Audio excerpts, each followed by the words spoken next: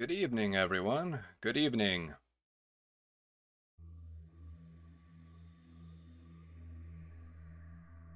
Hello, Alaric. How are you this evening? Apologies for this short notice. Oh, 1 second. My audio is doing something unpleasant.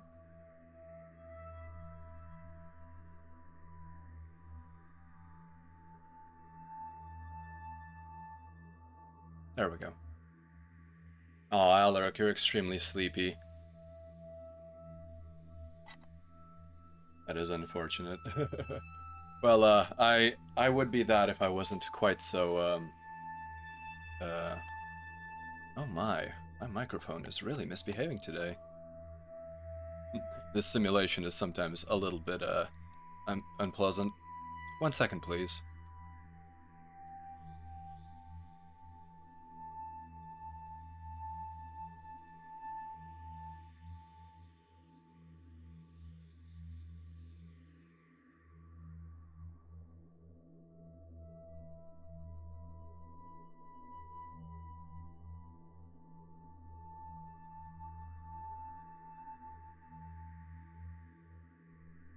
There we go. That should be a little bit better.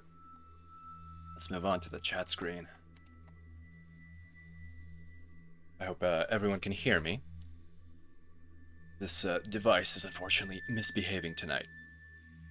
So it's been a bit of a long couple of days for me, so I would like to continue the theme that I had with unwinding last night with Kerbal Space Program and relearning the basics of patched conics, with doing something a little more unusual for me. I do not have the keenest artistic eye, but I would like to improve it over time. Repetitions, as they say. So tonight I would like to try out doing some doodles. I've had one stuck in my mind. It is an unfortunate meme, but I would like to get it out onto a canvas. And I would like to also share some music that I enjoy with you. So let me link my SciTube instance that I am running. I will not be playing it on the actual video itself for security reasons.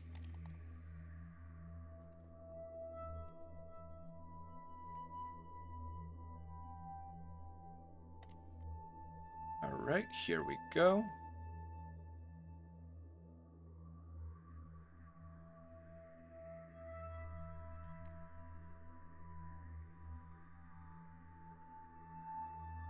There we go. So there's nothing currently up and running yet, so I'll be throwing that on as soon as we get started here. Okay. Now I am somewhat unfamiliar with Twitch as opposed to the YouTube interface. What does any of the of my wingmates here know the best means of pinning a message to the top of the Twitch chat? I will be looking that up very shortly.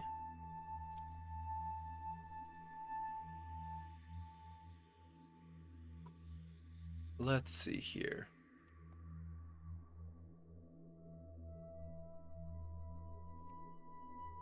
I have a feeling it's not possible with the current layout, but that's okay.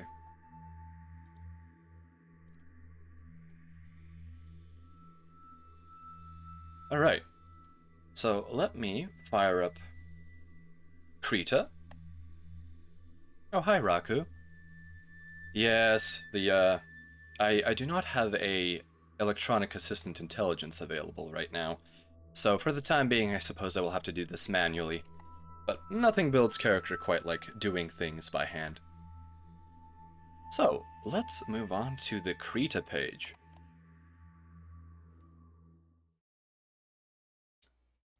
Wake up, Krita. There we go. Fantastic. Alright. And allow me to quickly update the SciTube list. Alright, here we go.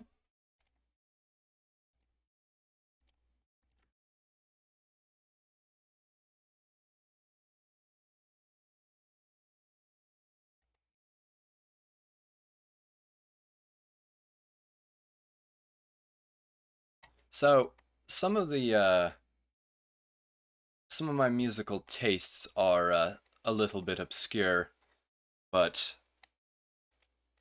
or perhaps nonsensical, but I do what I can with them. All right, there's my audio input. All right. So,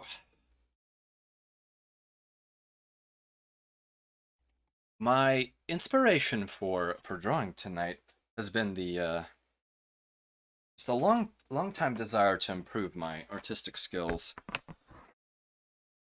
Let me get my tablet out here.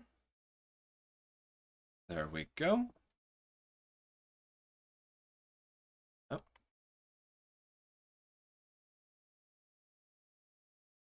one second.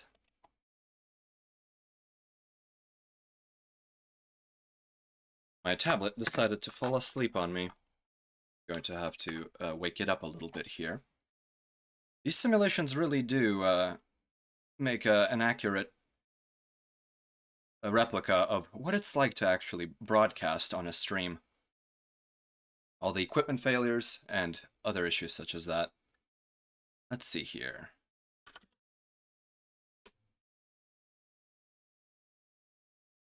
Come on, my little friend, wake up. There we are.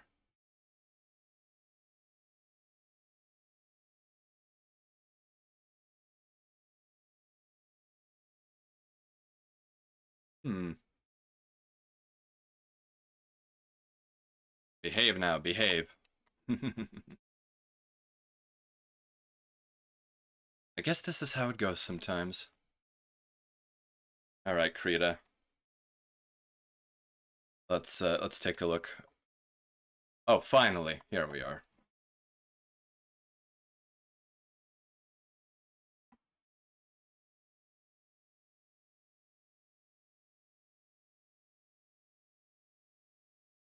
Anyhow, how is let's see here. Well, if the tablet won't behave, I think we will have to do this with a mouse. I will not give up. Mouse reps are good reps too.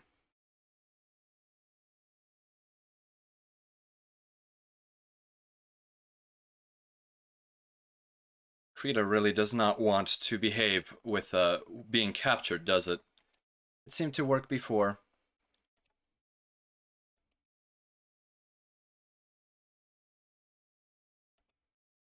One second, please. Let me move to the break screen real quick.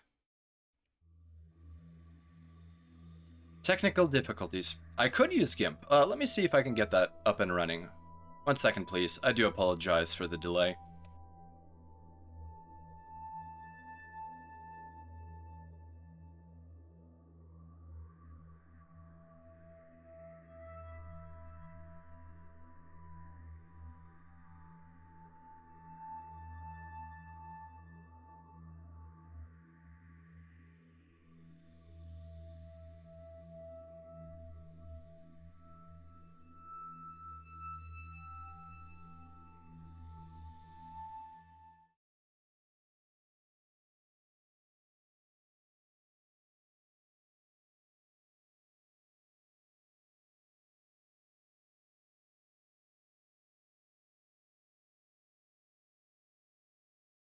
Okay, fantastic. There we go. Technical issue resolved. Without further ado, so I was feeling particularly silly, and I believe I would like to do a rendition of myself as an Among Us character. So, let's get some references up. Let's delete this hello world. Actually, let's wait 1 second. All right, looking up some lovely pictures of Among Us characters. It's a very simple design, but it's very easy to forget what forms the basis of a little spaceman. I believe on early Terra, this was called shitposting. It's a rather uncouth term, but I would like to give it a go. All right, let's use our reference image tool. Where is it? Come here, little buddy. There we go, the little pin tool is a reference image tool. Oh, this was put in as a reference layer. That's acceptable too. Actually, no, that's not. I do not want this abomination as part of my canvas. Right. Allow me to add a file here real quick.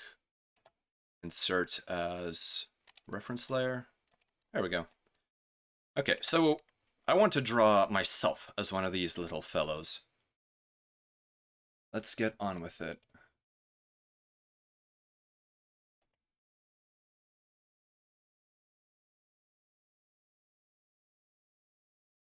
All right. Delete the current paint layer. Oh no, not the reference image. Go paint layer, select all, and delete.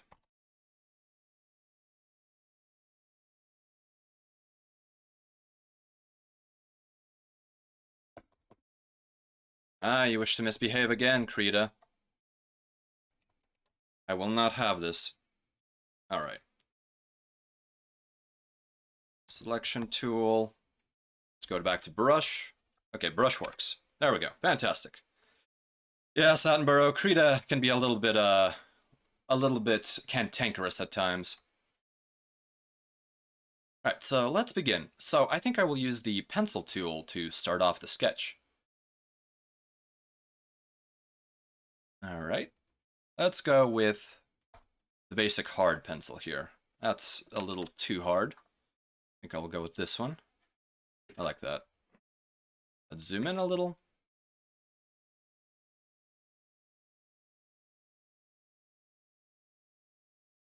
There we go. Oh, you really don't like being captured, do you?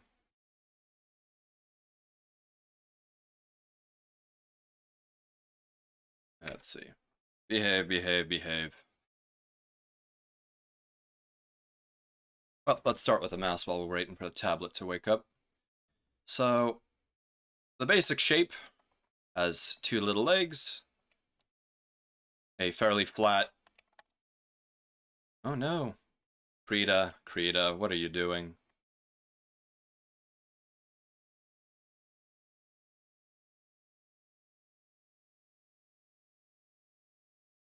Do you really wish to do this, Krita? Do you really wish to fight me? I have the power to delete you. We are in front of guests right now. You should not be doing this. You haven't betrayed me yet. And yet now, you decide to get uppity and rambunctious. Oh, Alaric, yes, Krita is being an utterly cantankerous child. Come now. Alright. As much as the maligned brother of Krita has been hiding in the cellar, we may have to bring out Gimp. Awaken, Gimp! Awaken. Maybe that'll put some light of fire under your posterior, Krita.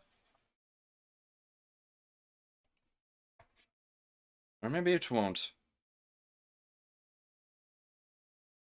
Well, either way, Krita, Gimp has awakened. That means you're out of luck. Gimp love. I still enjoy the painting facilities of Krita, but I am not willing to paint with a trackball mouse unfortunately, at the present time.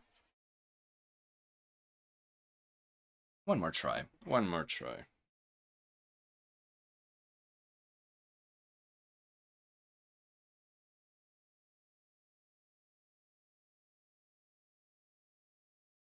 Come now.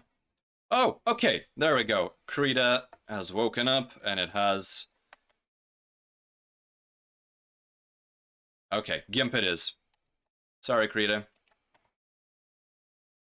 Alright. allow me to go to the break screen 1 second, and I will make GIMP the primary window.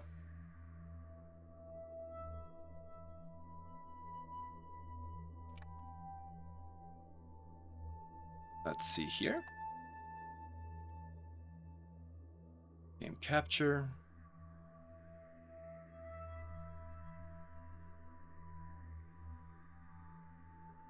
Start a new image.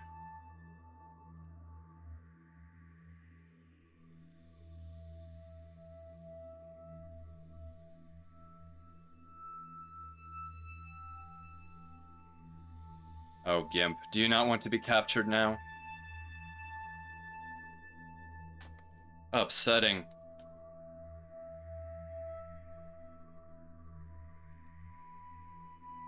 We may have to do something a little extreme here.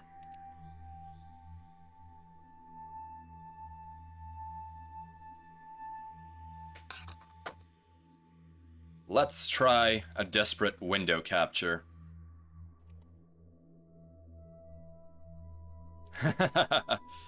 GIMP does not appear to want to behave with game capture.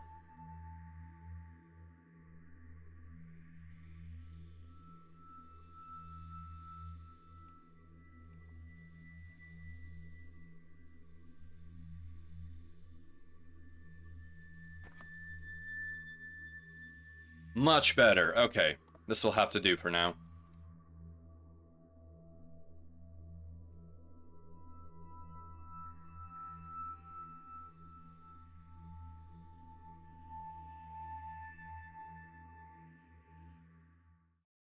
There we go.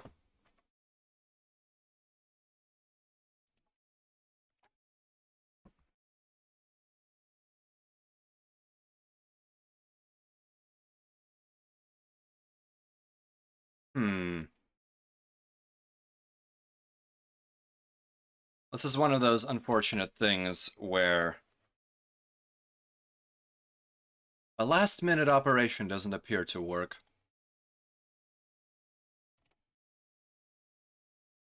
GIMP it will be. Maybe GIMP will respond. There we go. GIMP does respond. So GIMP coin it is at the end of the day.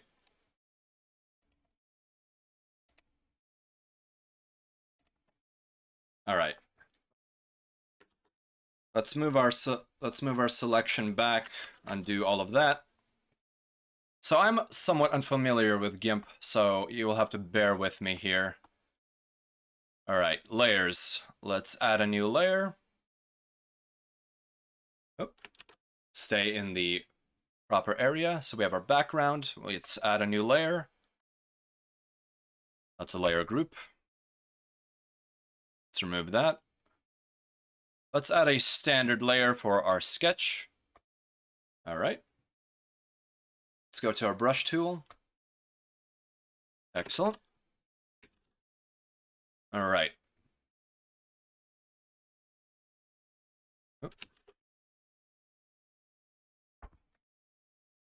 Okie dokie.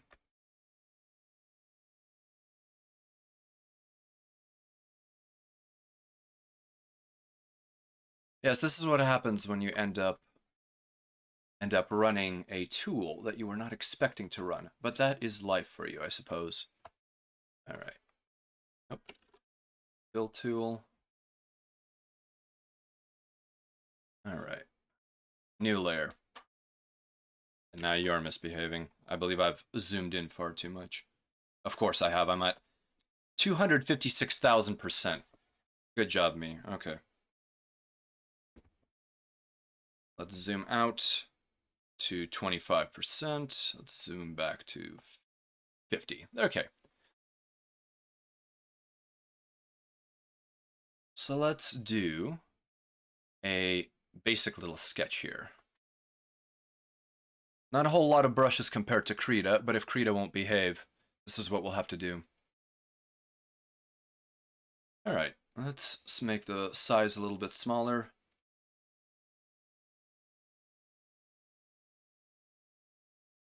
So basic spacer haywire amogus character, it looks something like this. So we have our usual shape. We need our little astronaut window so that the imposter can come in and break it. It has a bit of shading here, typically with the brightest point somewhere here, but this does not look right. So to make him look like me, let's add a little face mask so that he can breathe. All right, I like the look of that. He'll need hoses, and conveniently, the hoses can simply disappear behind the head. Now, one of the other features is that these little guys tend to have backpacks, so let's add one. And the hose can actually enter the backpack. Perfect. Then we can add a second hose. Excellent. And one of the other things that I have that's rather distinguishing is my little neuro helmet, or neural implant. It's not quite a helmet. So let's add the 3 contact points for the power cables. The circle bit makes it look like a Zaku. Yes, Niwa, it's an Amogus me. It's unfortunately been stuck in my head for some time. So let's get it out of there so I can sleep. Unfortunately, I think I may have to come back and redo this in Krita because the GIMP workflow is completely alien to me, unfortunately, other than some basic operations. And I don't want to subject you to that. I would rather end this early and admit defeat than make you suffer watching me go through this. Amogus! Alright. So I think these are the main features of my particular avatar that would need to be translated. Let's see here. So, some details may help make it a little more clear who this is. And I think one of those details ought to be a suspension tank. Will be an immobile crewmate. So let's add the base. Let's make it semicircular just for that bubbly cartoon aesthetic. Extend it back so this won't be in the final. Let's add a backplane. Let's cut it off here. And this should probably be transparent. This is a little more complicated than a typical Mogus, but this will have to do. Ah, my lines, my lines! There we go. So I think something like this would be an acceptable spacer Mogus. Alright, so let's add another layer with normal mode and everything like that. Yes, Alaric, I will definitely be using opacity. In Krita I would use opacity, but since it's misbehaving, I will need to play with it and see how to make it function. So, I know that many of these layer functions do incredible math and very funny things with the way color addition works, but I think we're going to stick with normal for just our base layer. Oh, and for anyone coming in, allow me to throw down another SciTube link. I've been playing some music off-site, simply because it is a little more secure of a transmission channel. Here we go. Link is in the chat box. Alright. I think our layer is good. Let's fill the rest with transparency as it should be. This is a bit of a big image, but that's fine. Alright. So, we have our initial layer. Let's see, rename it Sketch. So while this wasn't a pencil sketch, I am more than okay with this simple pixel brush. That is my style, generally speaking, although I wish this one was pressure sensitive. So let's go with, I guess, the line art layer. Okay. So let's make this particular sketch layer opaque. Let's see here. So Krita, there's a wonderful slider. Let's see here. Alpha channel, add alpha channel. There's opacity. Okay. All right, that's nice and faded. So we have a general idea of what we want to see. Let's go on to the line art. I don't have any stabilizer options enabled here, but this will be okay. Let's see, clone tool, smudge, paths, text, transform, and then color picker is my favorite tool of all time. So let's try to control our hand a little bit. Let's start with the top and sweep down.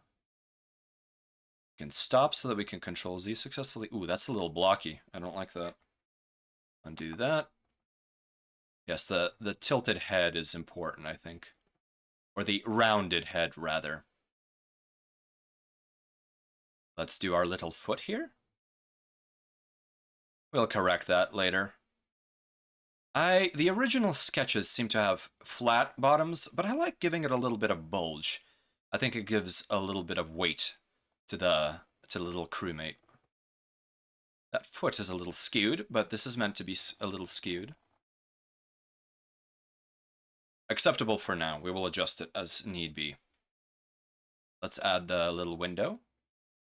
So since I want to do this with the crewmate facing in this direction, along this line of sight, I'm going to put the window a little further here to indicate that the head is turned. We'll see how it looks. All right. Okay, that's acceptable to me. What's next on SciTube? This will be a surprise for me since I put it on shuffle. I don't recognize this immediately. All right, so let's add the mask. Oh, Adisla, or Aldisla, I can never pronounce it, by Fintroll. This has a little bit of yoiking in it, which is, I believe, a Sami form of singing, which is rather unique. I wish I had a proper yoiking on this playlist, but unfortunately I was limited in my time. So let's add our little ventilator here. I do not want Spacer Mogus to run out of oxygen. Ooh, that's a little mutated there. Remove it from my sight. Let's start with the outer mask. Again, a little off-kilter to indicate that he is looking this way. And then we can draw the front of the mask here. You know what? That's a little lopsided, but it'll be okay. Okay. We have our cute little mask. Let's not make it any bigger, since I think this is more than acceptable for a caricature. Let's add the indication that we have a neural implant. It goes right about halfway to the back of the skull. Now, I am actually missing the rear half of my skull, unfortunately, so I will never grow hair there. But that's okay. As a little Among Us gentleman, I won't have a need for hair. I'm always in my suit. So let's add the backpack. So the backpack will also be at a perspective. So it should be coming out right about here and probably extending this far. This will be our portable life support system. Excellent. And we don't need to add any lines here. This is a sketch or a cartoon style. Let's add where the nozzle enters the respirator. There we go. Let's make a nice sweep. Excellent. Keep that parallel. Oof. A little ugly, but we can clean it up later.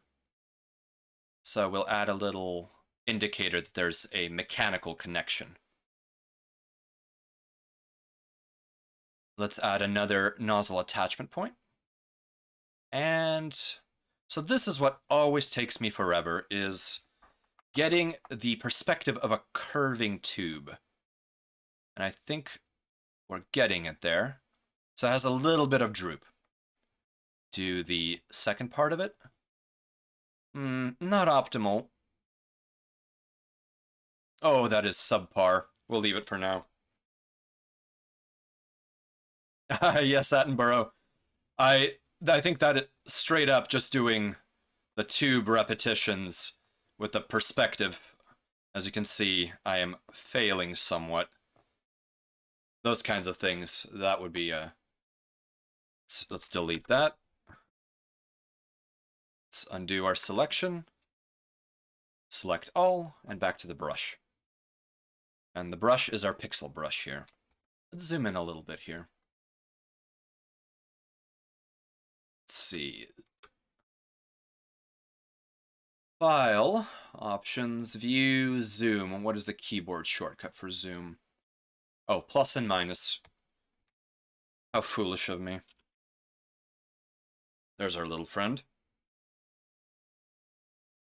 So now we need the little head tubules.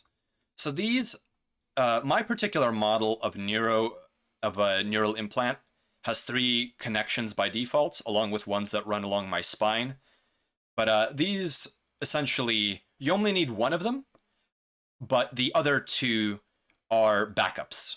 It is always good to have backups in triplicate at the very least. If it's a super crucial system, more is appreciated, but typically you run out of money before you can do that. Oh no. So this tube, we want to swoop.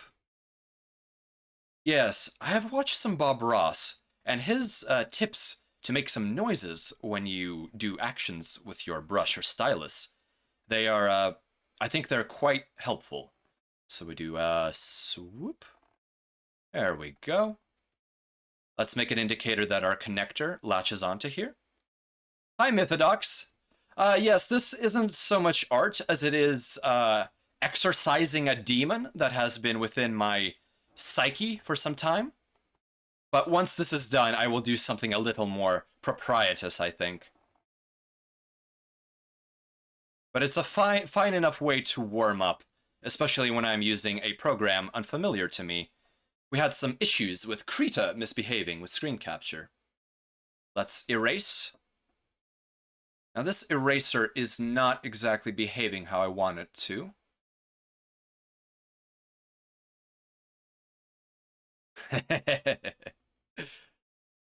I am always slightly suspicious. Generally, anyone in the places I visit who has not been to space or traveled on a vessel themselves, they tend to be very cautious of someone who spends the majority of their life to that. And probably for a good reason. We don't have nearly as much in common as I would like, unfortunately. That is a side effect of anyone who pilots their ship for a lifetime, just having a different culture. So this connector here, unfortunately, is a little too tall. If it was, actually, let's see here. So if this one was further away, no, you know what? That's acceptable to me. Oh yes, this has no stabilization.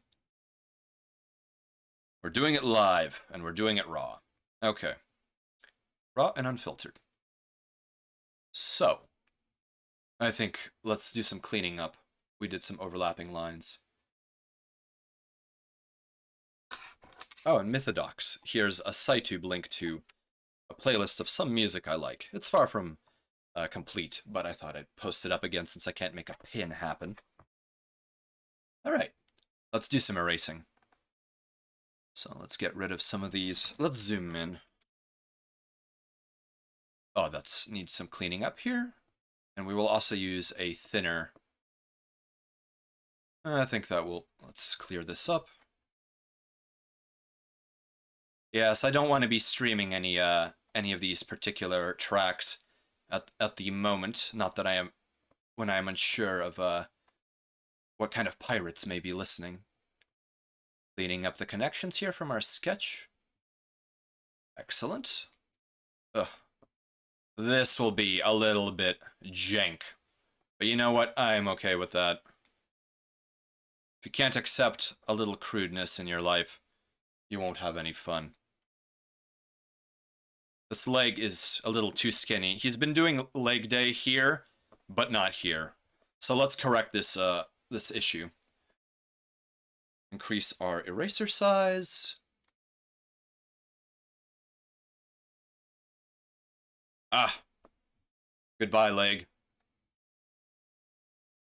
Go back to the brush. Too thick. Drop it down to... Get back here. Get back in the dock. This is unacceptable. I demand you return to where you came from.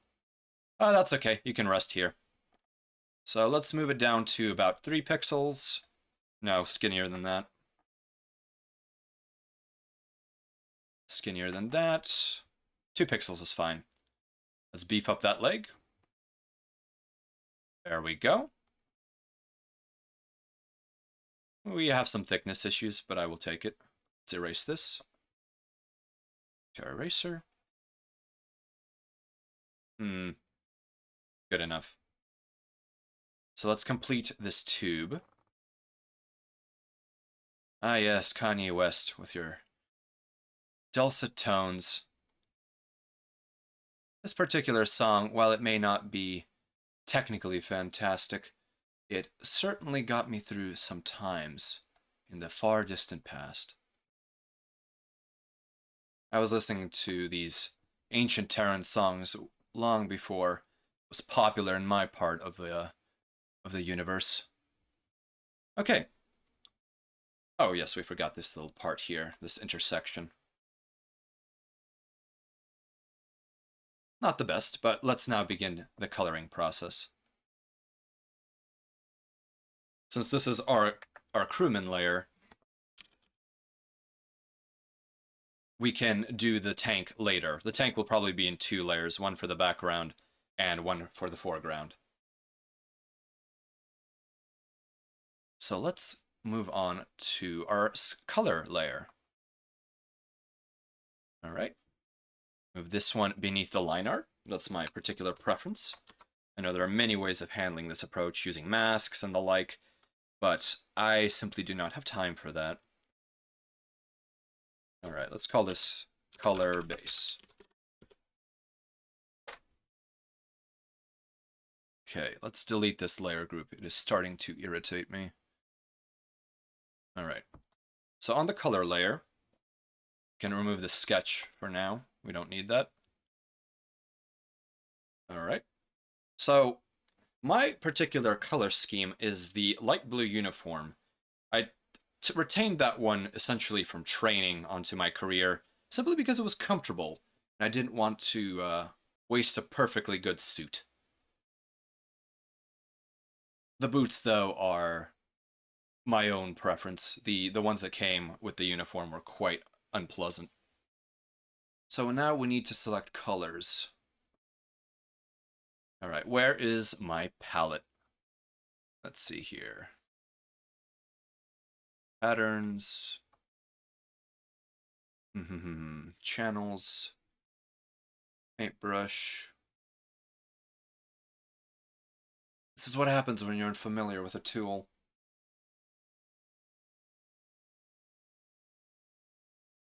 Color balance, hue balance, levels, curves. Why don't they get wet in the tank? Well, Attenborough, my clothes in fact do get wet in the tank.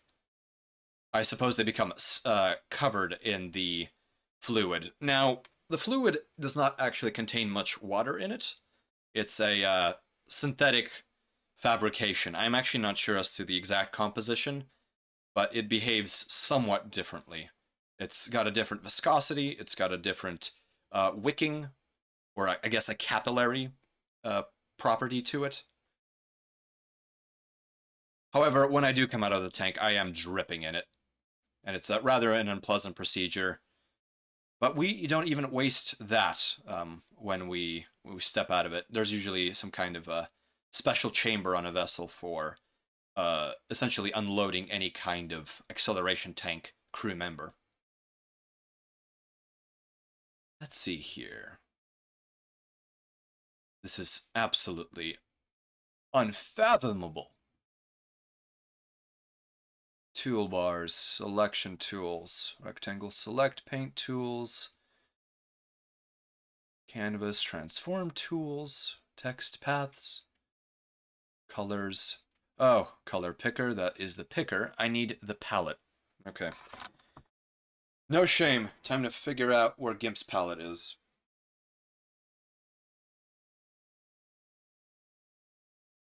Alright. DuckDuckGo! Save me from this. The palette editor. Double clicking on the palettes in the palette editor. Okay. Recent dialogues, Windows filters, tools, layer image. Click on the black and white boxes below the tools in the upper left. Thank you. Oh my goodness. There we go. Thank you, Alaric. If this was Krita, I would not be having these problems, but thank you for that. If you need them to jump out at you, spam press X. Let's try that. Oh no. There we go. Oh, I see, it switches it. Okay, so our foreground color is white. Let's go with the correct shade, or a vaguely correct shade of blue for my uniform. All right. Let's do our brush. That is far too small. Let's up the pixel size. Too big. All right, let's zoom in while we do the line art here.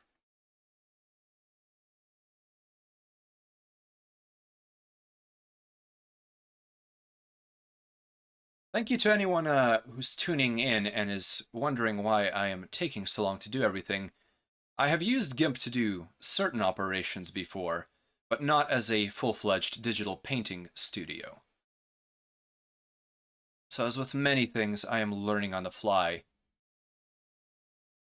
At current, my simulation is doing what it calls sweating bullets mode. The adrenaline injectors are going into overload. It's quite the experience. Normally I have systems in place to prevent that from occurring, but right now I am going at this without any sort of neural protection or any sort of neurochemical protection. So, I forgot to remove this from our sketch. Let's go to our eraser.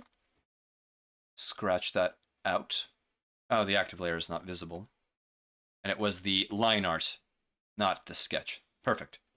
Back to the color. Away from eraser mode, back to brush.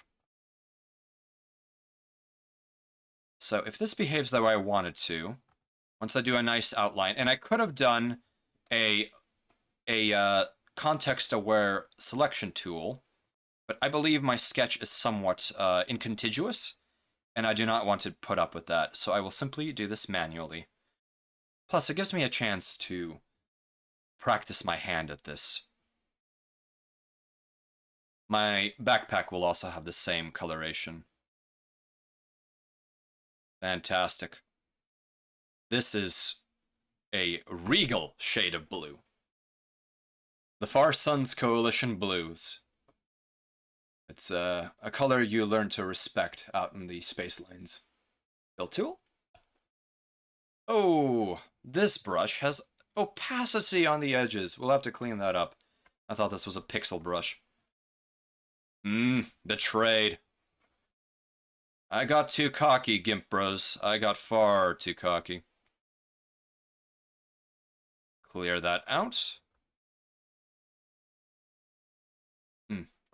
Well, now that things have calmed down a little, I do want to apologize for the technical difficulties with the misbehavior of Krita. I have not been able to attend to these particular duties until recently due to my search and rescue operation. Unfortunately, so far we have not found any evidence of the javelin.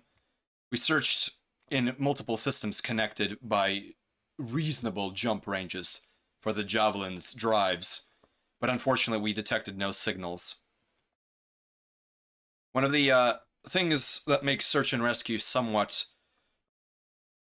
precarious is that we do not actually enter a system and scan it. We use our JumpNet communicators to essentially open up a small wormhole at some point in space within the system. And thanks to the generally small size of this particular fissure, there generally are no issues with it collapsing preemptively. And essentially, through this small wormhole, we end up listening for radio transmissions or for other signs of, I suppose, distress signals or combat or the like. This is how a lot of military espionage is done. However, it is fairly obvious to anyone with the right sensors that a small micro wormhole has opened up, although this does have to be within a certain range. This allows us to avoid light speed lag. Okay, so we have our base color. Now let's add the details here. A new layer. We're going to call it detail color, and we're going to skip out on doing details for everything and grouping everything uniquely, because this is a silly little sketch.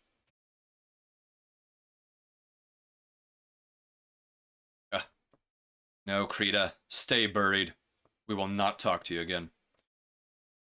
Let's see. So, my Nero helmet is generally of a titanium shade. That's because it is titanium. Let's stay away from the blue. I think that is an acceptable color. Did I say Nero helmet again? There we go. My neural implant. A little skull cap is sometimes what you could call it, simply because that is what it is. All right, let's zoom in a little bit.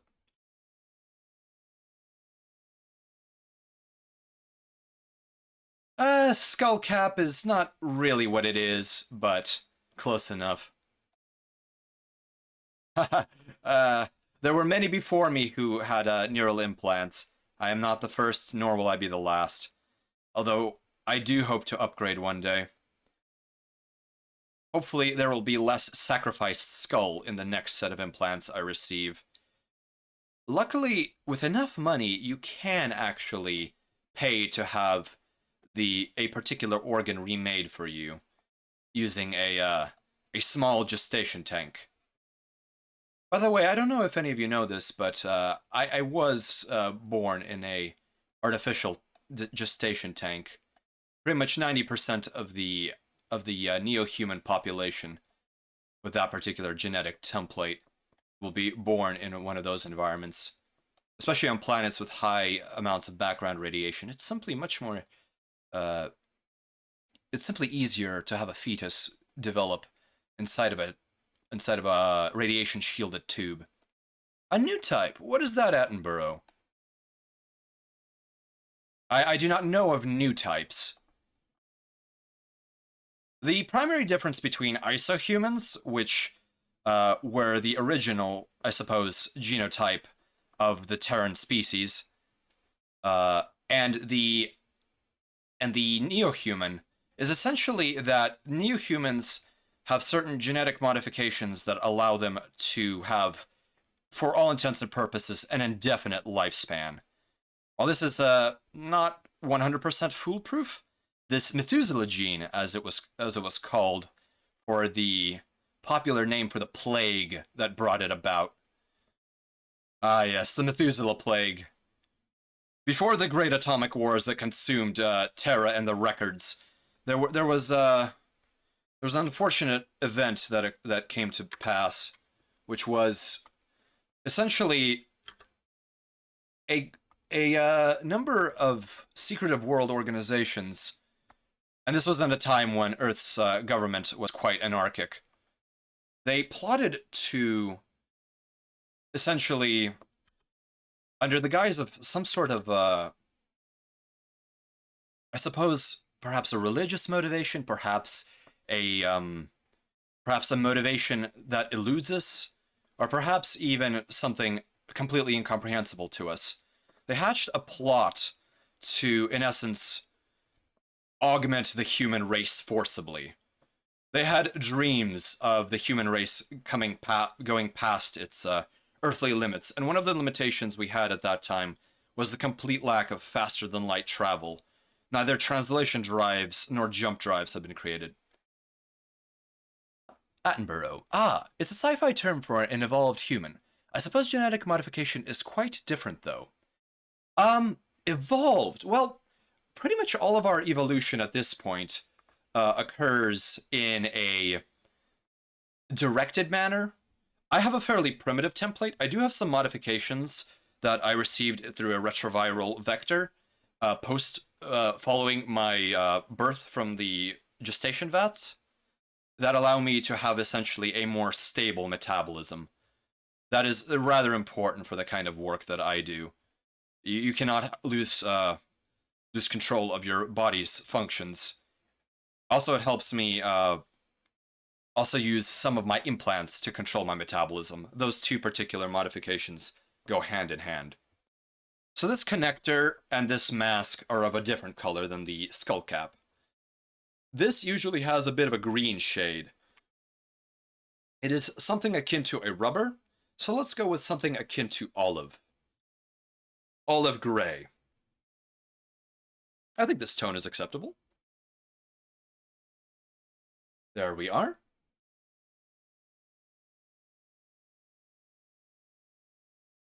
So yes, for a neo-human of my template, our lifespan is essentially indefinite. However, we are far from immortal. Anything that will kill a living creature will do the same to us. I know frequently that is a misconception amongst the isohuman populations. Hello, Niwa. Oh, there you are. Apologies. Oh, of course, of course. It is quite late in my simulation too, and I am glad that you are getting some rest. I simply wanted to unwind with a bit of tomfoolery here. You rest well, Niwa, and thank you for joining the convoy for as long as you could. Hello, Clow.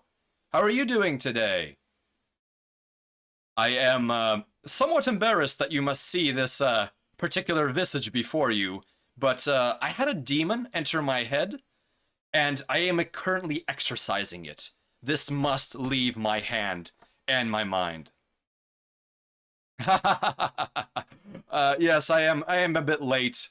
I also had some technical difficulties that I'm sure did not impress many of my wingmates, but it is what it is.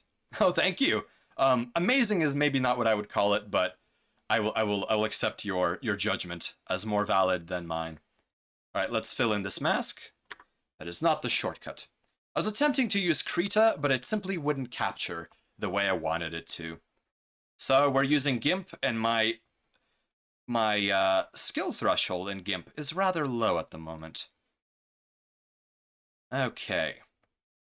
My persona is coming along nicely. Once we do the line art here, or the color, we will do some shading, and then we'll work on the tank. And considering how late it is, we may only get to our little friend here, but that's okay.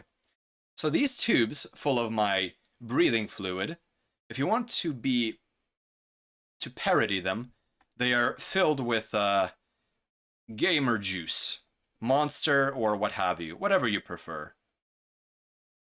But this is typically a tinted oxygenated fluid of myriad compositions. The more money you have, the less caustic and the less damaging it is, and the less just generally toxic it is. Oh, you tried to use Krita before. Well, I definitely had a learning curve with Krita, but I will say that at least I think that almost every program ends up having a significant learning curve. Simply because you need to know where the layouts are, where everything is. Like, for example, I am not aware of where a pixel brush is, or if there even is a pixel brush. So I'm struggling using manual filling, because otherwise I would use context-aware filling for this particular operation. However, I do not have time to faff about, so I'm going on ahead with this. I must make an admission. I have never personally played Amogus. I don't know if any of you have, but this demon, without my participation, has jumped through the various playthroughs and collaborations I've seen and infested my neural circuitry. If this does not defeat it, I am afraid for my soul. The bucket tool in the tool settings. Let's take a look here. So bucket. Oh, okay. Foreground color, fill mode. Oh, goodness. Oh, that's too many numbers, too many words. Sample merge, diagonal neighbors, anti-aliasing. I think that may be the the issue there. Line art detection. Let's see. Da da da da. Linear light luminance. I believe I've messed up this tool tab. What's this do? Does this dock it? No, that's a preset. I'm not going to mess with that. It's just a radio button. Oh, there we go. Fill by line art detection. Computing. Thank you, Alaric. Your expertise has been most welcome.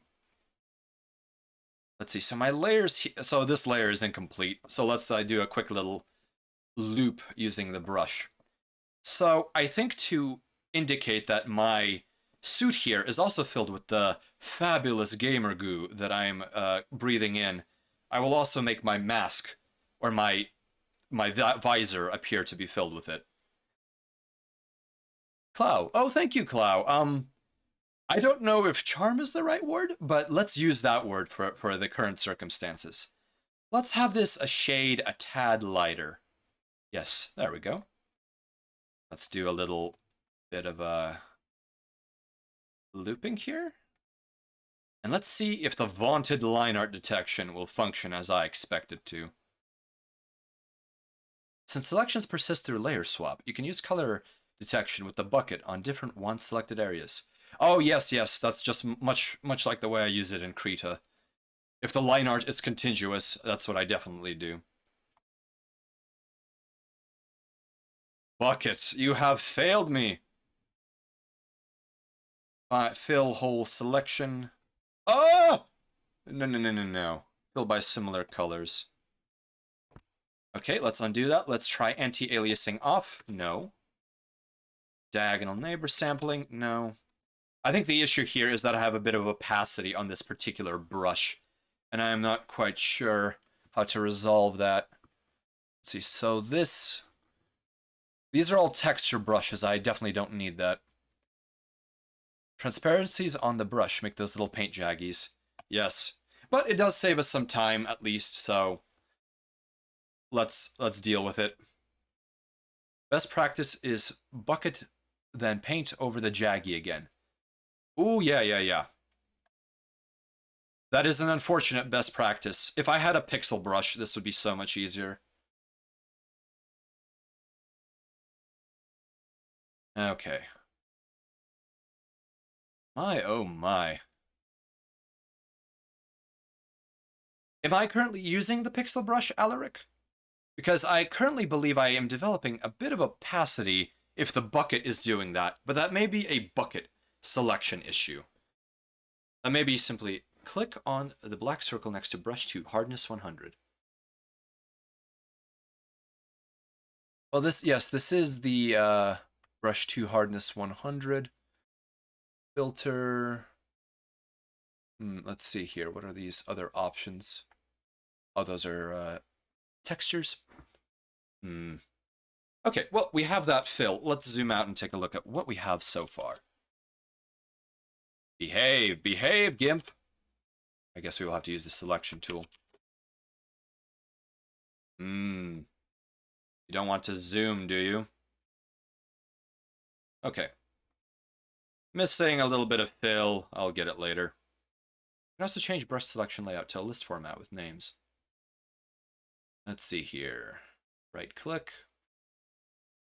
That is the down button.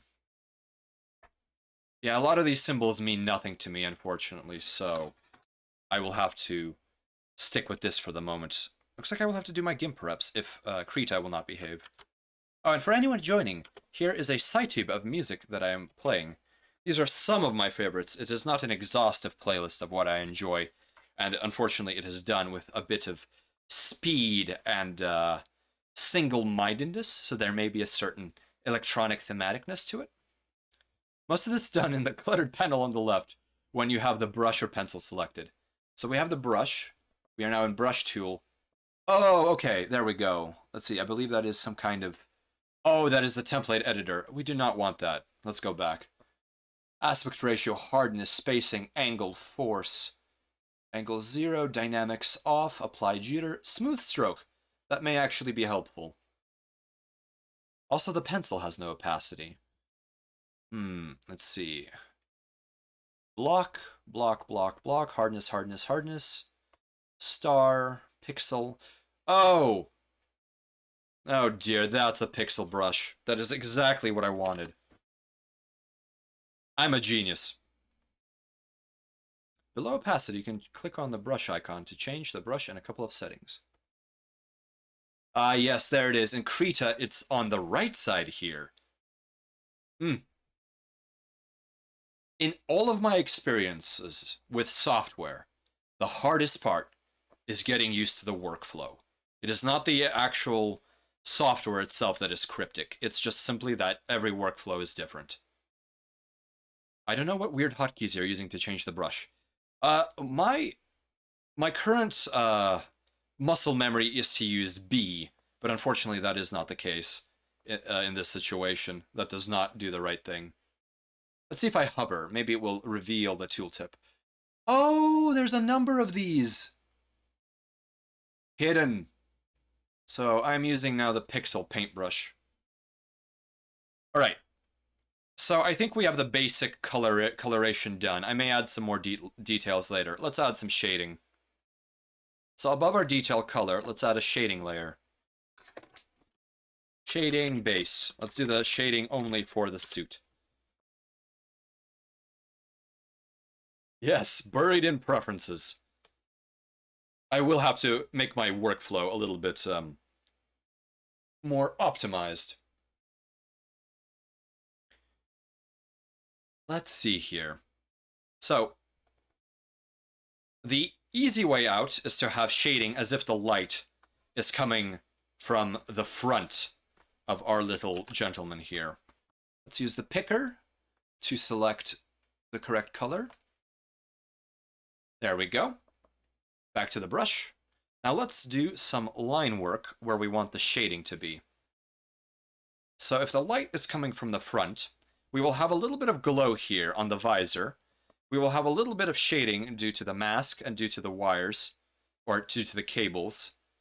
And the back of the suit should be slightly shaded. Although I don't think we want to go overboard with shading because this is a bit of a cartoon. All right. So let's add some shading. Let's simply go here and darken our particular selection. I think that's acceptable. Only to add a little bit of depth. So the leg, here we go. We are on the shading base layer. We didn't use the wrong layer. All right. Excellent. A little bit of leg shading. Fill that in. Nope, wrong tool. Bucket. Again, the anti-aliasing or the edges are not behaving, but that's okay. Fill that in.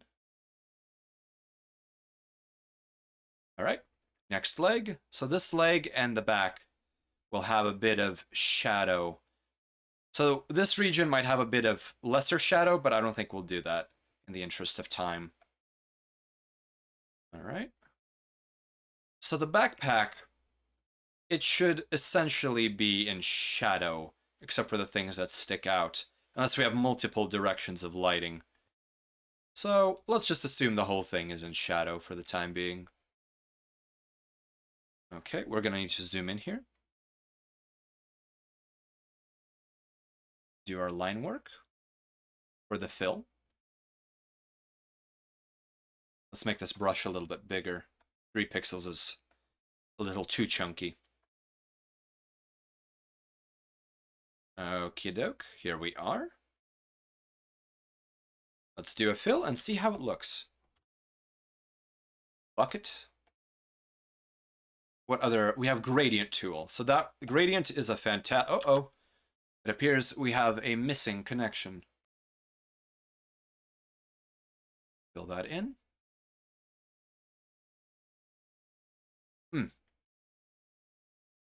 I certainly hope that I can get Krita running in the near future. That is a tool I genuinely enjoy.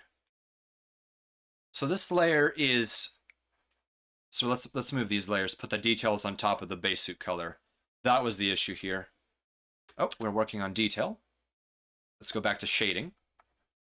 Excellent. We must take advantage of layers. Fill tool. Back to brush. Fill in this horrid fill.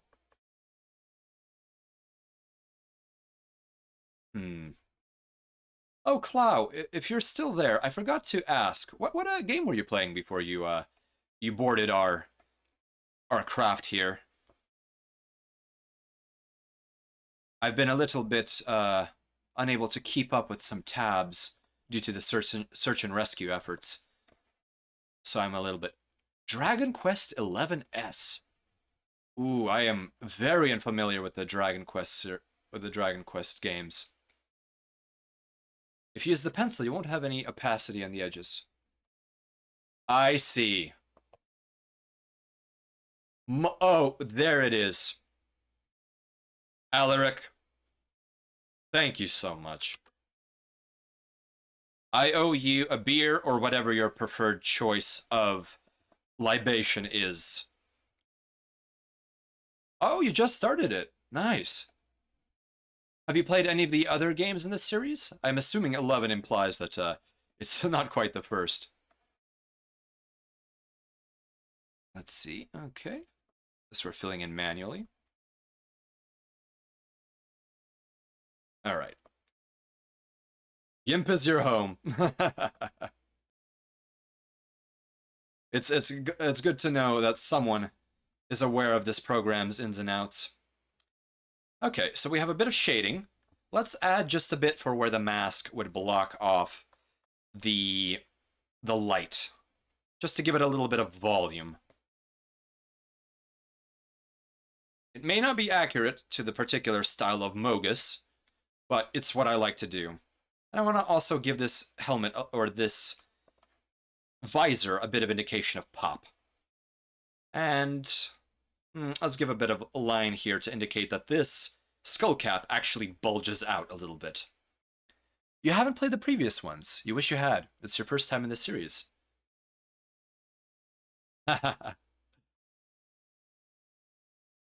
Yes, I think many had introductions to GIMP, and because it's been changing so much over the years, some of the skills one has picked up have gone away over time.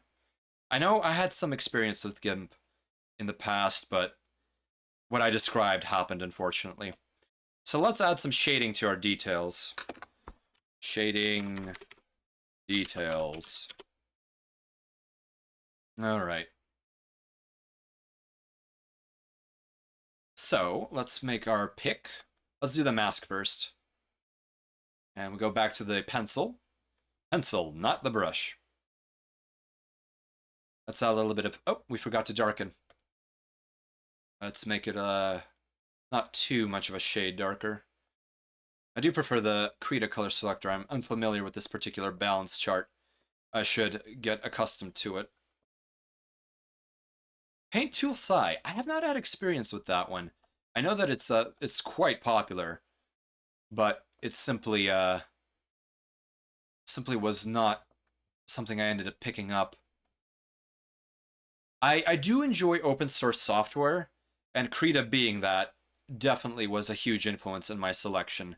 And I knew what I was going into in terms of UI. Same applies to GIMP, I suppose.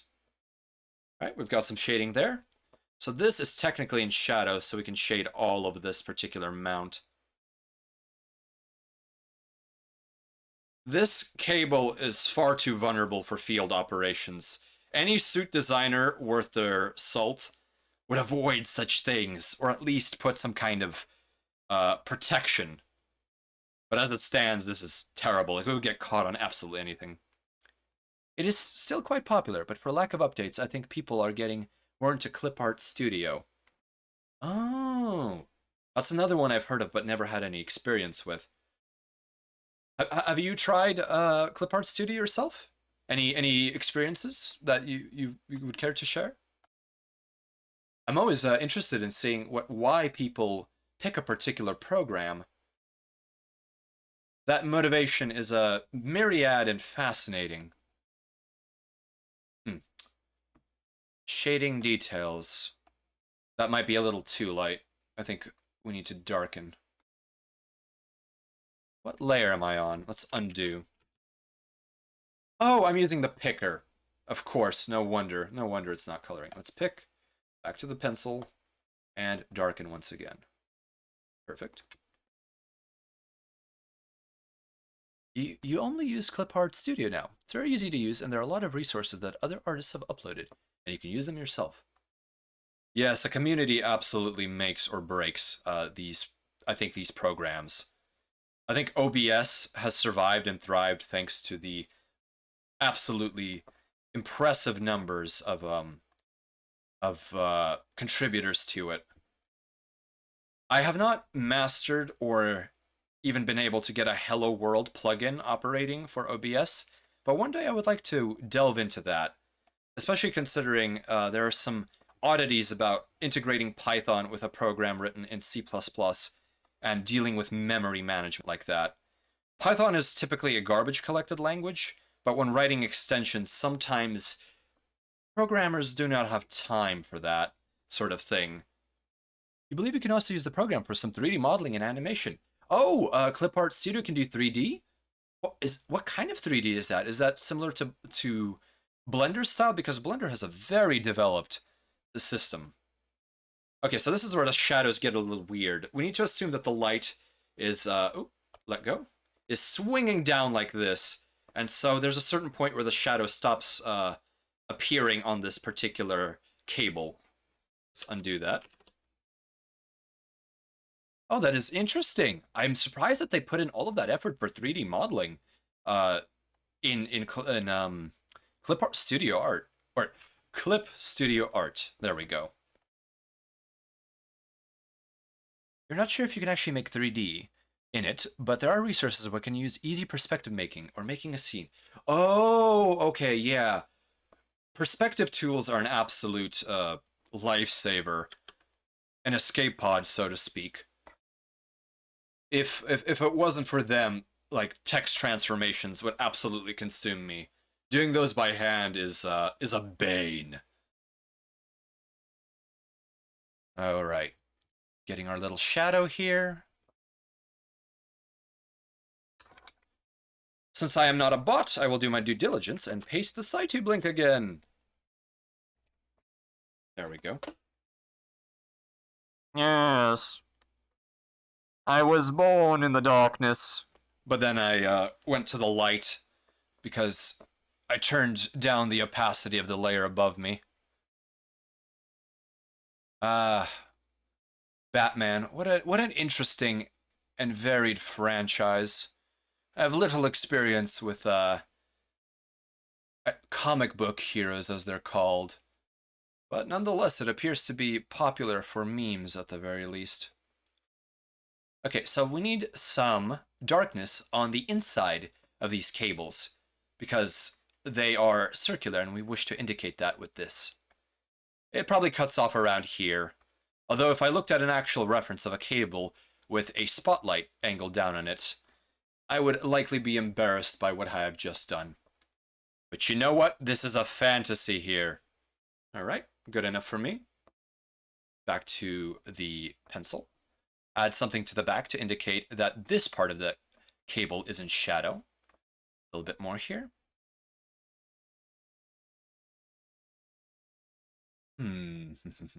Excellent. And a little bit of, just a touch of shading here. Just a whisper, as Bob Ross may say. And here we need some shading to indicate that the tubes are projecting, casting a shadow onto the skull cap. Okay, excellent. We're done with that detail. It's acceptable to me, I believe. So let's do some shading for these feed tubes. So the tubes are technically transparent. So I think we may want a light reflection highlight and a bit of a darkness indicator that goes through here and shows off, I suppose, what would be the bottom. I could use opacity for this sort of operation later on, but it's far too late. I didn't bother to make the tube fill its own layer. So onwards with our foolish endeavor here. Okay. Let's pick a appropriate dark color. Roughly good enough. And I know I could do some kind of darkening layer or opacity layer on top of this in order to make the shading happen, but I do prefer actually, just for fun, going to the color selector and picking something that is a color that appears to be the shade. I'm sure many professional artists have their own opinions on this. I do not claim to be a professional. I'm a professional in many things, but not in this. I think that is an acceptable shade. So vaguely indicating that this tube is transparent and that the bottom is preventing a light from coming through it and blocking it. Let's see, so in this situation we'll have a light reflection here, so maybe we have a bit of an indicator in this position. Oh, thank you, Clow. Considering that I am using a tool and familiar for me, I am doing about as well as I would have expected. Let's add a bit here. It may not look realistic, but we'll zoom out and see how overall it appears. So while we're here, let's add highlights. So let's call this detail highlights. And let's actually go back to detail shadows and add an indicator that this particular viewport has a reflection to it. So this is a translucent, transparent, and reflective material. So it needs a bit of special care. So let's use the current dark color that we have and add a bit of a rim here. I do not like it. That's a little too dark. Let's use our picker and lighten up the actual visor shade, or darken down the visor shade. And we may want to do several passes. So let's go back to our pencil. Let's do a roughly indicative of a light source coming from this direction. And this, I suppose, curve gives it an indication that that we have a curved visor. All right, here we go. Let's try the fill tool now that we have quite a bit of a selection. Alaric, thank you for that tip. This is so much easier now. Now I feel like I'm where I belong. So maybe let's add an interim shade here. I think that might be nice. So let's lighten this up a touch, but not go too light. That is essentially invisible. We need to darken that. Let's see here. This is the blue shader. Oh, what is wrong with these? Let's go darker. Okay. I am used to the triangular selector. Too dark. Lighten up. Still too dark. I'm sure there is a particular tool that is good for a nice blender. You can have a triangle selector. Thank you. Thank you. I don't know what to say about myself. I must prepare an apology speech. This is definitely a bit of a precarious color selection. I think I may give up on it. And that is simply sickly green. Good enough. Know when you're defeated. Let's do the details. So let's pick this and go to a lighter shade, to the white. All right, here we go. So we're on detail highlight layer, correct. Now let's add a little indicator that there is a reflection. Perfect. Oh, we're back on brush. I believe that reverted it. Let's undo that. I do not want to deal with opacity. Pencil. There we are. GIMP is excellent software. The problem is that it's free open source, which means they don't have anyone that knows what UI UX is. I will agree with you there, Alaric. So what I will say is I think that the KDE team, which whose technology is used for Krita, is actually fairly competent at UI, as many Linux enjoyers may not enjoy this, but I think that Genome 3 in particular is very poorly done as far as UI goes. Where did we do this layer? It was on highlights. Let's pick this again. Hades Plasma, especially after Plasma 5, is incredibly customizable. And I do not know how much more to say, but it blows away the options that Genome has. Now, I am not familiar with some of the other desktop environments, unfortunately, because I've stuck to those two. Mate is fairly good for Linux, as far as I'm aware.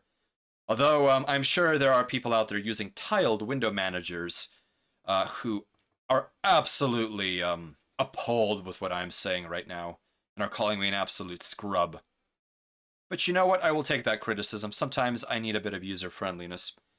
So this highlight might be a little too light for this. Let's tone down this highlight.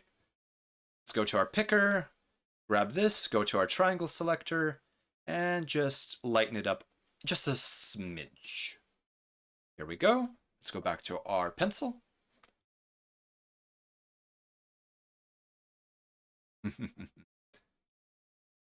That's poorly visible, but I think it's acceptable. I do not think the mask will necessarily need a highlight. I think the shadows do just a fine enough job. So the neural implant, the skull cap, is reflective. So let's give it a bit of reflected light, which will be covered up by the goo that this little crewmate will be immersed in. But that's okay with me. So let's pick our color here. That is not the picker. Picker. Undo, picker. Brush, color. Here we are. Let's lighten that up to an almost shiny white. And there we go. Very polished. As all good metal components should be on anything. Okay. And a little bit of, I suppose, rim reflection here. This is something I have not mastered by any means. So I will do a little suggestion there and claim that, I've done it.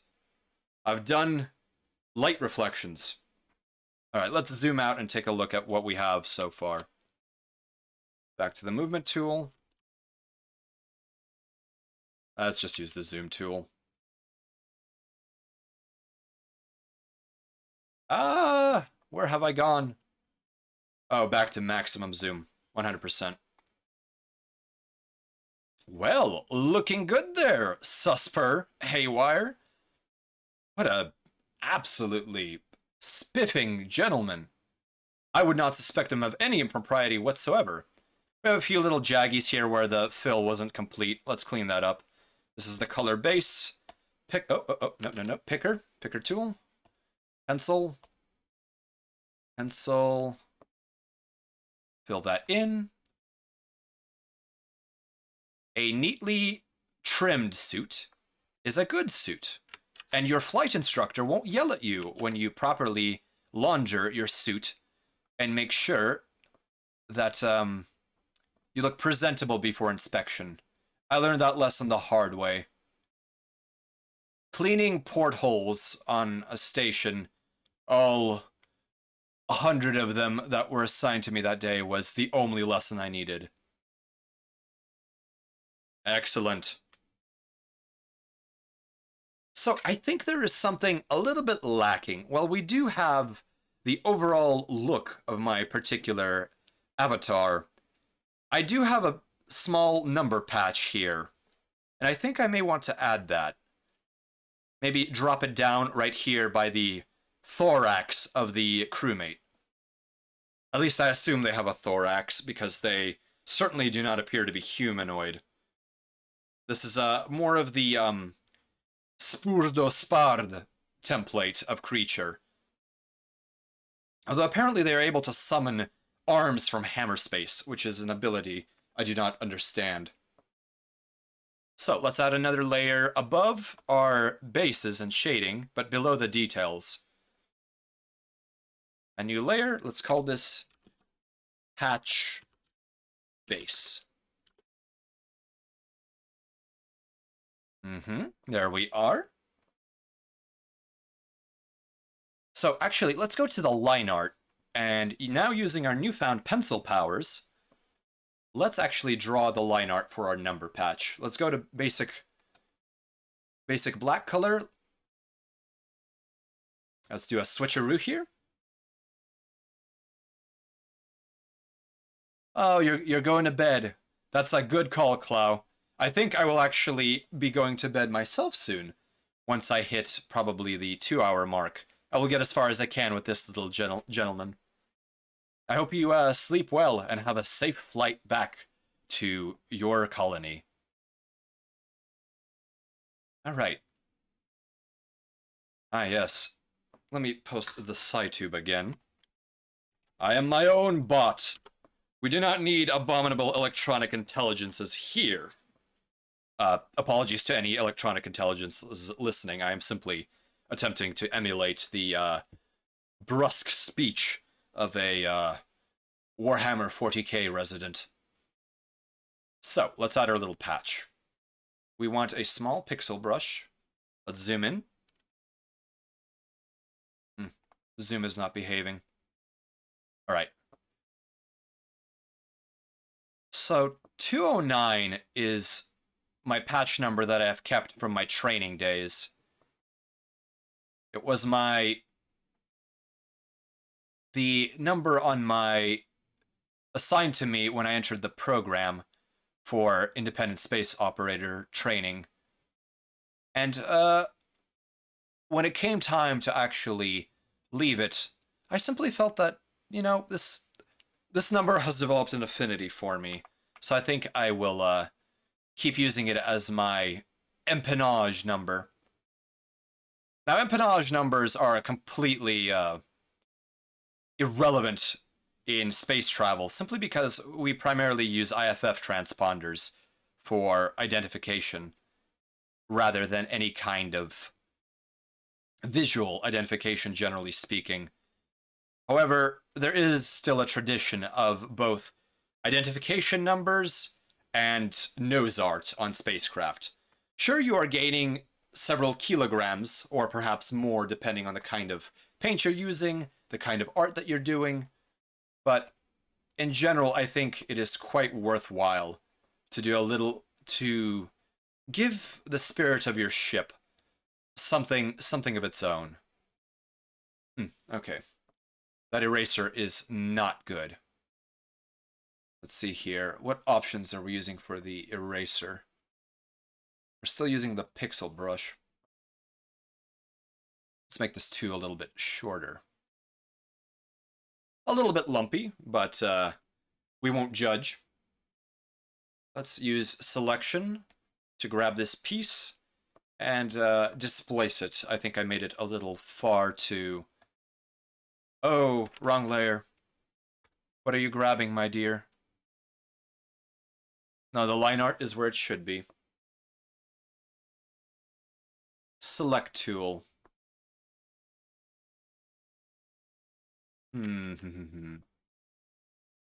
So the move tool has move and alignment. Move the active layer. No. Pick layer guide. Selection. Move selection. There we go. Oh no. See, Krita does behave quite differently.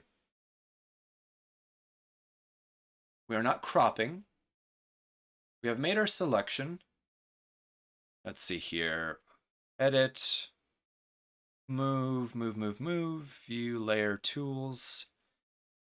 Oh, goodness. Alright, Gimp, you have stumped me. Time to use my reference documents here. Figure out how to move a selection in GIMP. Thanks to the vast open source community, I'm sure I'll find an answer quickly. GIMP, how to move selection in a layer. Select a layer. Select rectangle or polygon, and try to move selection, but it has not moved. Ah, so transform your selection to float selection using select float. That is not intuitive. Let's see here, where is float selection? Oh, there we are. Undo that. We did not want to unselect it. Let's go back to float selection. Oh, hello, Bunzel. Oh, you tried to use Krita, but it couldn't even render the drop-down menus.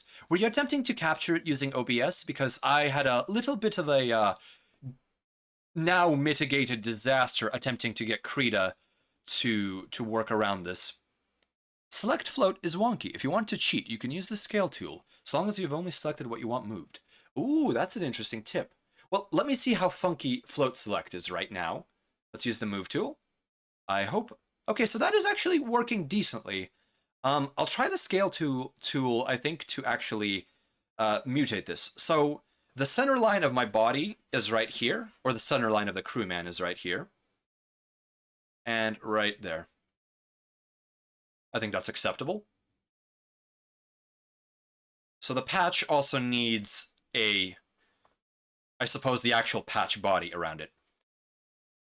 So Bunzel, you had OBS open, but you were not trying to render it. Ah. So yeah, I was trying to... Krita would behave if I wasn't directly capturing it and presenting it in the program. At least in my particular panicked situation, that's what I believe was happening. And when I began to actually broadcast the window, it then just simply wouldn't accept tablet input. It would accept mouse input, but tablet, for some reason, it would choke on. So it may actually be possible to use it. I simply need to experiment a little more and have a bit of time beforehand. So we're continuing with line art. Let's take our pencil back. Let's do the patch border. A bit exaggerated, but we definitely want it to be a bit bigger.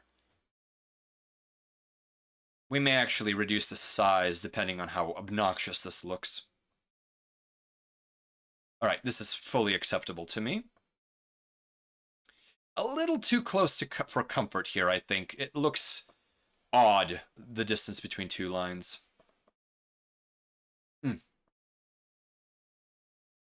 You drew with it before, but you were trying to work on layouts. Oh, I see. Yeah, I do not have a good workflow for making layouts. Generally, I create a canvas the size of the canvas in OBS, and then I simply fiddle with it till I have a space where I can display an image and have a little outline for it. All right, let's do a move here. We may clip something. Let's use context-sensitive selection. Lasso select. Oh, I have not used this particular tool. Undo. Ellipse select. Is there a particular line select? Oh, freehand select, okay. We begin drawing around this. Krita has a fantastic context selector, I will say that. And we complete it. Okay. So, I will use Alaric's tip and attempt to do a scale. Let's see. Sharpen, feather, grow, shrink. That's for selection, I believe. So we will need to go to View, Show Selection, Duplicate, Crop, Scale, Scale, Scale, Colors, Tools, not Zoom, Transform Tools, Scale, there we are, Shift S. Yeah, this icon is... What is this? Yeah, the UX is a little bit funky. I very much understand that sentiment. Okay, let's scale this. We are grabbing... Oh, no. Undo that. Oh, no. Why is it undoing this? Edit, redo. Oh, Control Y, not Control Shift Z. Okay. Tools. Transform tools. Scale.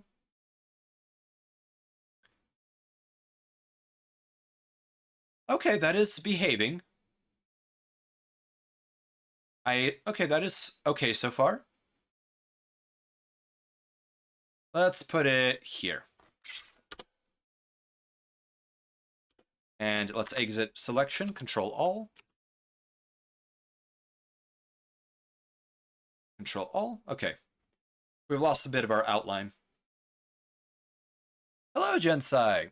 For reference, this is what my toolbox looks like. I will have to I'll have to look that up afterwards because right now I'm a little concerned with the way my windows are capturing. It's it may do something I do not wish it to do. But thank you. Let's erase this little bit that ran away with us. Okay. So our patch outlining is done. Let's do in detail highlights, or actually in detail color, let's do our patch. So my patch is a bit of a lighter blue in its base, and then it has orange piping on the border, and it has orange lettering. I do love the Far Suns Coalition colors. So let's reverse our selection here. Let's go to a nice... Oh, no. Let's go back. Let's use a lighter blue. Fantastic. Going back to pencil. Let's zoom in. Oh, let's increase our pixel size. 1 pixel is absolutely unacceptable. Please, Toolbox, do what I want you to do.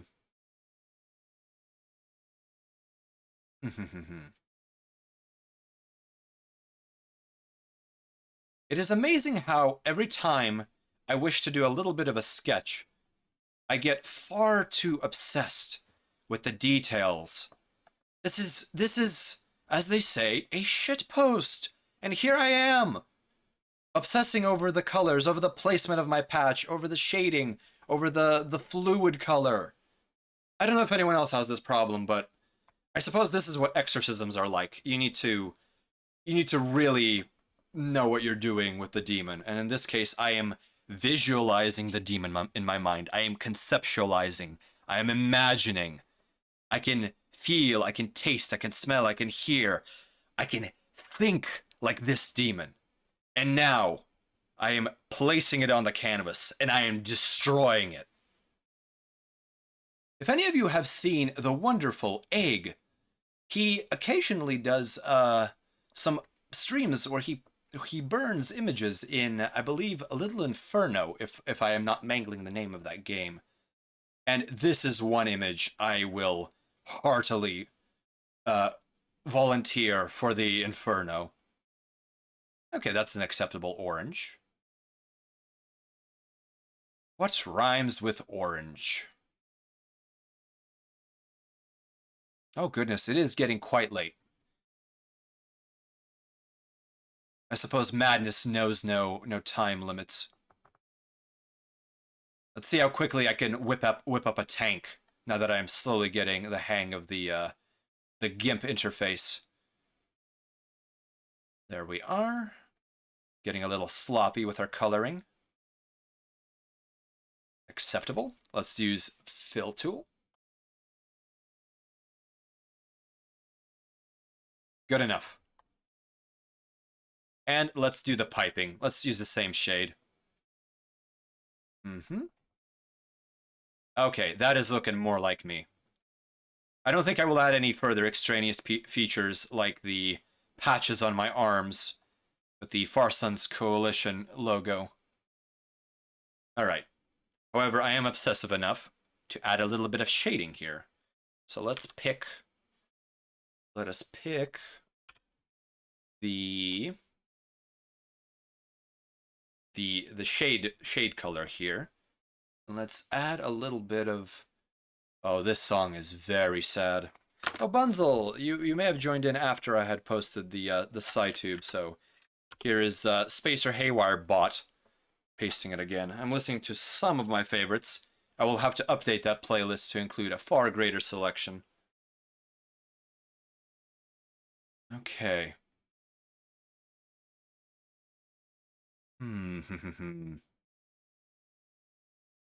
Let's add a bit of shadow here. Our patch is thick enough that it casts just a bit of shadow. The letters do too, but I don't know if I want to mess with that. Yeah, that'll be okay. Let's zoom out. Please zoom. Do what I want. Okay. Ooh! Suspicious. Oh, wonderful! You're listening to Thinkerbella. Excellent. It's absolutely, not mandatory. I'm just offering it to anyone who doesn't have anything else going on in the background. I am more than fully aware that I am just talking right now. But you know what? Sometimes you need to do that. Okay. I think this is acceptable. I don't like this, though. Oh, and I completely avoided that. Which layer did I even do the patch on? Color base, patch base, detail. I did it on detail. Okay. Let's use the eraser and clean it up a little bit now that we see this. Perfect, perfect. All right. I think I can call this little guy good. Now let's do a tank. So let's remove the visibility of that sketch. And let's zoom out a little more and do the line art for the tank. We may wish to expand the canvas. All right, GIMP. How do we fight with expanding the canvas? Preferences, select, image. Crop to selection, crop to content, canvas size, transform. Let's try. Oh, hello, Airy Pie. Glad to see you here. You appear to be somewhat of a fellow night owl, so you are more than welcome in the convoy. This song that's playing right now makes me a little bit weepy. If I ever do some kind of, unfortunate karaoke, I may include this. There's nothing quite like, feeling a bit of sorrow from time to time. The singer of this song, Mark Bernays, or perhaps that's the pronunciation when romanized. When he sang this song, he was aware that he was going to perish from cancer. And so, I believe he gave this particular performance his all. I find that quite inspiring, to be honest, when someone continues to devote themselves despite knowing that, they are at the end of their line. And, oh, geez, this is what happens when I don't have my mood stabilization and accelerant drugs running through me. Oh. Yes, Alaric, they do. Well, rest in peace, Mark Bernays. He perished a long time ago, but that song, which is a tribute to the dead of the Second World War, particularly of the former Soviet Union, it's I maybe one day I'll be able to post the translated lyrics into the ones that are written in Terran's speech and not Cosmogover. Okay, let's up the height of our canvas. Oh, this is a bit of a mood change in this song. This lonely rose. Oh, I'm adjusting the width. Not correct. Let's add 500 more pixels or so. So 1500. Resize. That didn't work. Let's see here. Image. Scale image, transform, canvas size, height. 1500. No offset, resize layers. I guess all layers or none? None layers, left meatballs. Like that particular demonic pizza. Fill with transparency. Let's try with background color. Oh, there we go. Okay. Fantastic. That appears to work correctly. So, let us take our entire... Ooh, goodness. So I need to make sure that my workspace for the tank is up here. And right now the issue is I am... Alright. Airy Pie, I am somewhat glad you missed the early parts of this. It was Spacer versus simulated environment, battling with microphones, Krita, and GIMP. And now you will witness me struggle to move a little imposter in GIMP. So we want to move line art through the sketch. I appear to not be able to select all of these layers, but I want to move everything. I'm sure this is in some menu here. Okay. Select. I want to move. Move the active layer.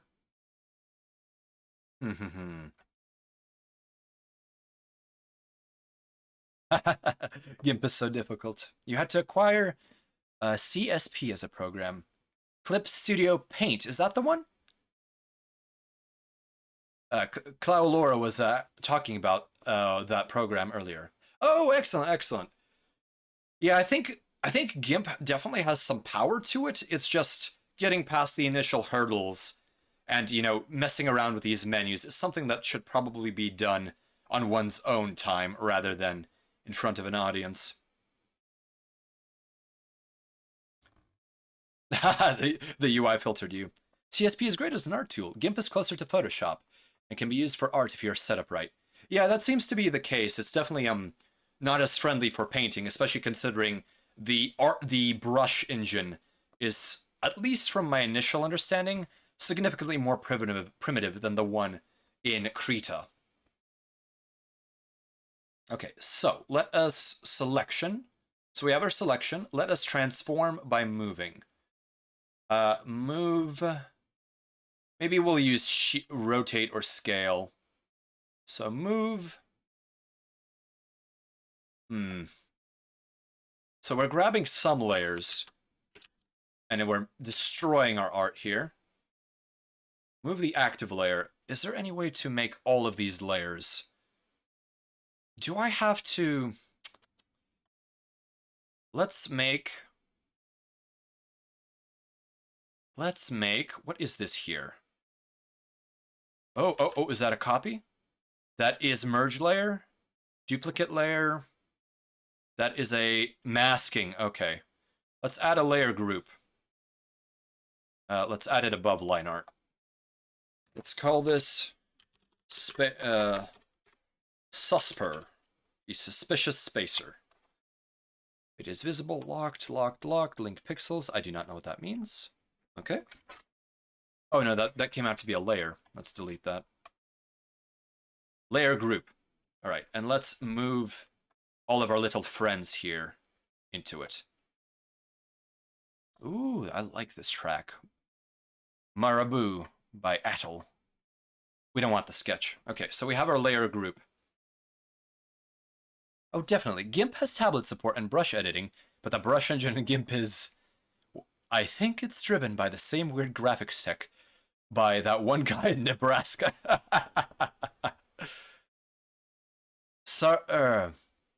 Sardriner, new layer from Visible. I apologize if I butchered your name. Image Magic. Oh, Image Magic! The command line tool.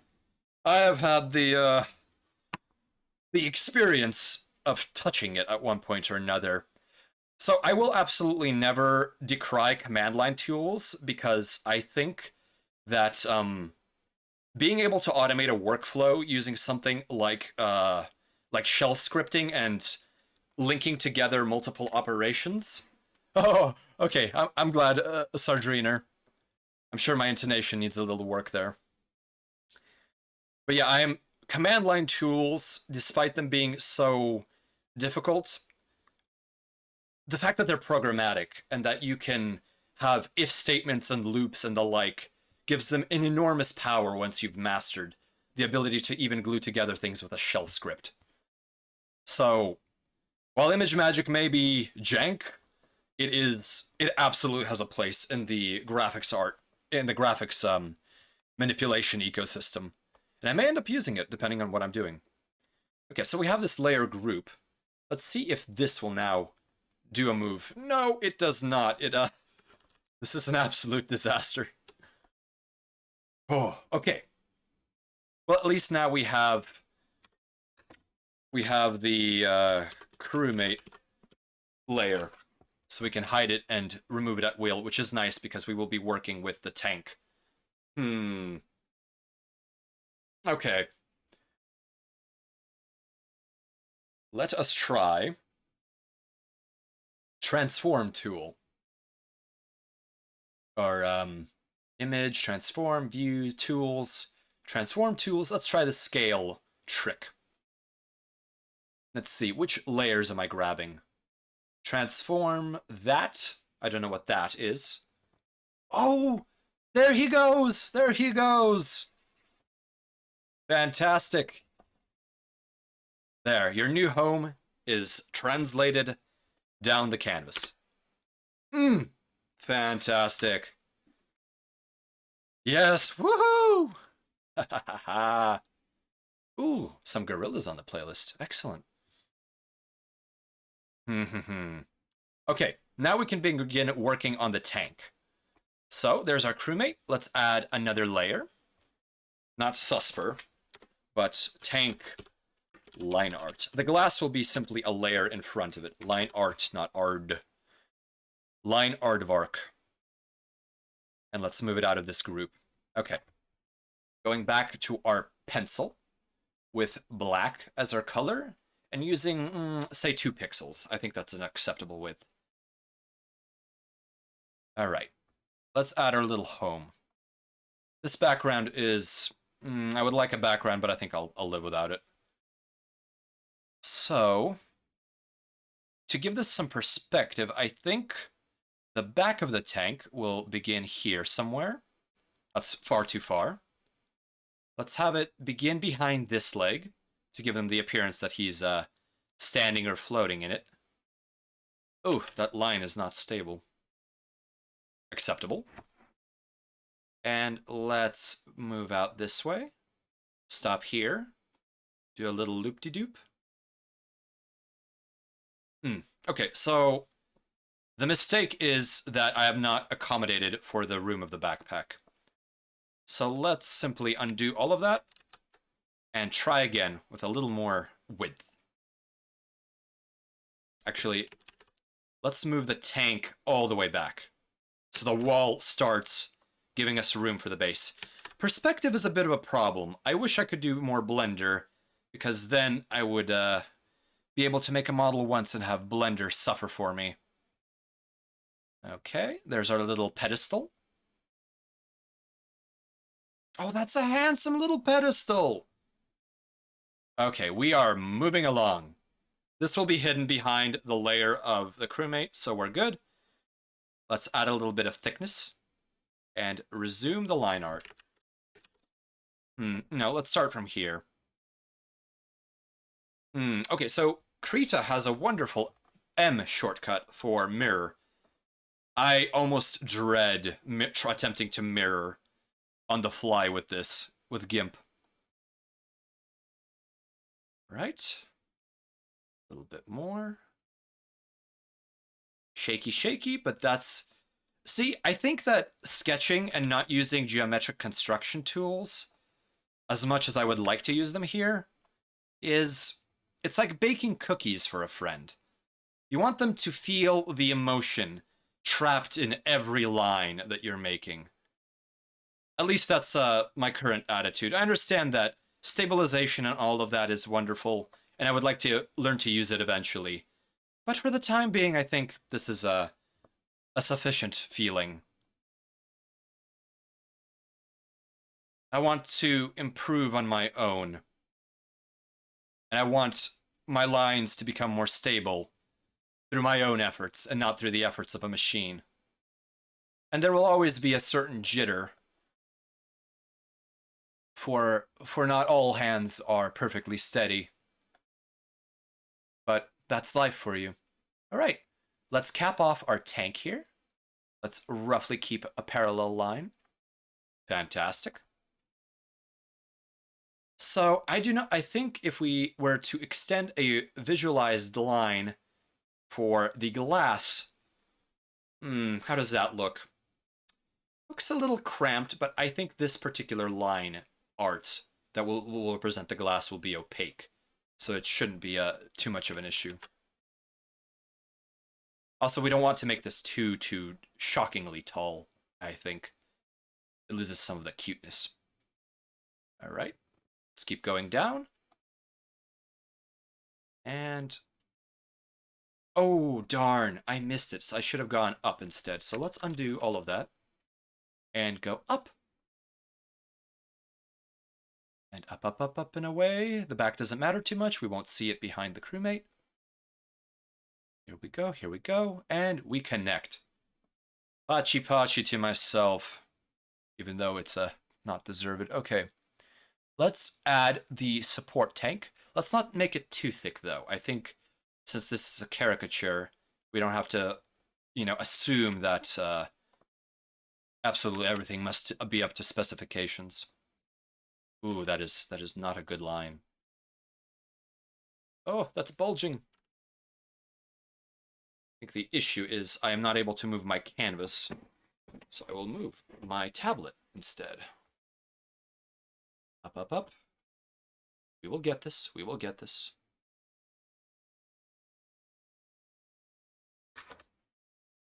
Let's see here. Oh, AirPie, I don't know if you've seen the SciTube link. Although you may have, I am not certain when your chat history goes back to. Or to anyone else who has ended up tagging along with us. Oh, wonderful, wonderful. This track, I am unfortunately somewhat obsessed with it. Oh, no worries. I absolutely understand that. I lurked aplenty too in many other streams. Just today I've been busy with search and rescue, so unfortunately I was not able to help the community as much as I could. Oh, you know what? We will have to tolerate this line here. We're just gonna slowly, increment by increment, work our way up to compensate for our jitters. All right, what is our perspective angle here? It's about like this. A little too steep. There we go. Excellent. So we'll erase this little bit here.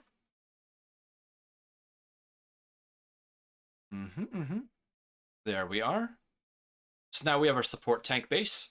I will not be doing the hazard stripes. That is far too much detail. The hazard stripes are important for letting folks know that, caution, big tank full of very unpleasant fluid is in the middle of the room. All right. I think that's acceptable. And now let us move the tank line art underneath our crewmate. That is what I was looking for. Perfect. So let's color in the tank. Let's hide the crewmate. Let's go with a let's go with a light gray. We don't want to be too dark with our coloring here. Although darkness would indicate that there's a bit of shadow. All right, let's up our brush scale to maybe 7 pixels. Go back to the pencil.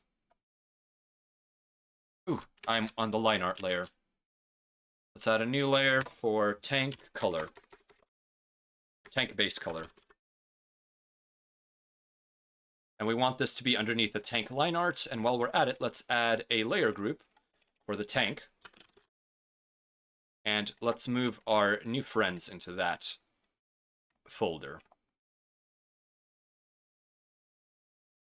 There we go. Looking good.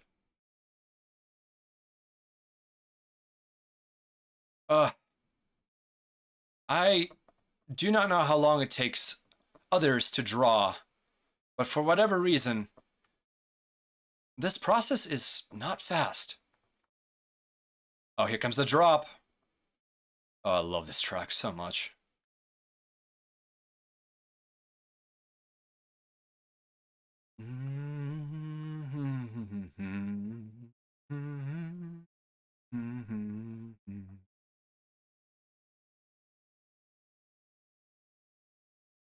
If only I could turn it up a little more.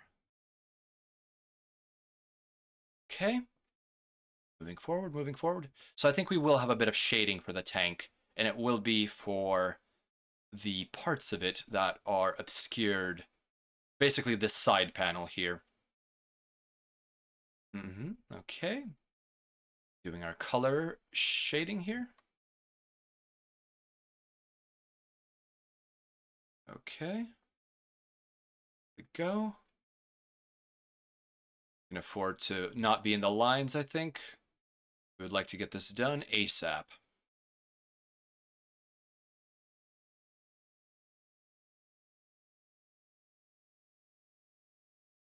So for anyone watching or listening along, what kind of music genres tend to grip you? My life direction has tended to throw me towards electronic music, and not that I don't have a respect for, classic woodwinds or, vocal talents. I think, ironically, the or perhaps not ironically, the synthetic nature is really, really what fits me. Even though I try to keep organic in so many other aspects of life, when it comes to music, um, for some reason that anything generated artificially seems to have such a depth, at least to me. You're fond of shoegaze and dream pop. Oh yeah, those are both excellent choices. I have a lot less experience with them. I don't know why, but when I think of shoegaze and dream pop, for some reason my mind jumps to, um, in particular, vaporwave. I rather enjoyed it, and the sound somehow reminds me of it a little bit, but only a little bit. So I'm clearly missing a connection here. Let's see, where could that be? Let's just splatter paint along the perimeter in the hopes of catching our flub.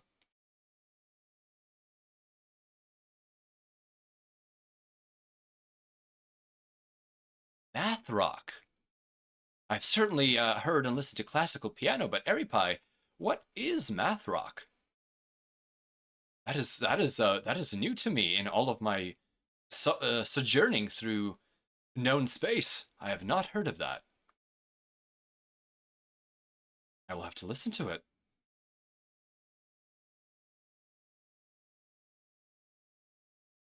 Bill Tool, we need to talk. We need to talk. Let's remove line art. Where is our break? No break, no break, no break. Must be here somewhere.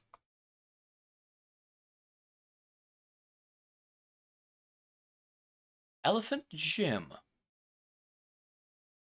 That could be an entry point for me. Okay. Let's try another fill attempt here. I surrender, Gimp. Oh, fill transparent areas. No. We need to fill transparent areas. Similar colors. Fill by line art direction. Nope. That doesn't work either. We're gonna have to use the manual operation for this. A big brush. Oh. Too big. You think it goes by... excuse me. It goes by post-rock as well. Rock that follows more technical rules when it comes to compositions. It is typically called math rock for that reason, I think. Interesting. I've never heard that term before, but yeah, post-rock I certainly have heard of. You would definitely recommend them. Okay. Then that will be my first entry point, I think. You've heard them, maybe. Yeah, looking up albums I find difficult too. Most of my selections end up being piecemeal from one album or another. I find it rather difficult to stay focused on one album at times. All right, let's go back to a smaller brush and begin filling this in here. Size 76, okay. There we are. We're gonna have to clean up the edges when we're done with this. There's a lot of overlap between math rock and Midwest emo. Ah, if we listen to American football, I have not heard of American, or not heard American football. But Midwest emo, I think I've heard a little bit of that. Let's see here. Midwest reminded me that I sadly have more experience with this insane clown posse and some of the related musical projects than I do with math rock. And I think that is something I need to rectify. Although I will not decry insane clown posse. I think for their particular clientele and for their sound, they have it down to a science, if you can put it that way. Miracles. How do they work? No one knows how magnets work, and miracles even less so, so that is a dangerous question to ask. Alright. My kingdom for a paint bucket, but alas, we've had to resort to utilizing the brush. Alright, let's see how our little crewman looks. Oh, he's home on his pedestal. Absolutely adorable. Okay, so I think we can add a bit of shading here to indicate that there's a bit of darkness here, just the way the backpack has darkness. So let's, without further ado, let's darken our gray here. I think that is acceptable. Let's add another layer. Tank base, shade. And we want that above our base color. Let's drop our brush size down to something much more respectable.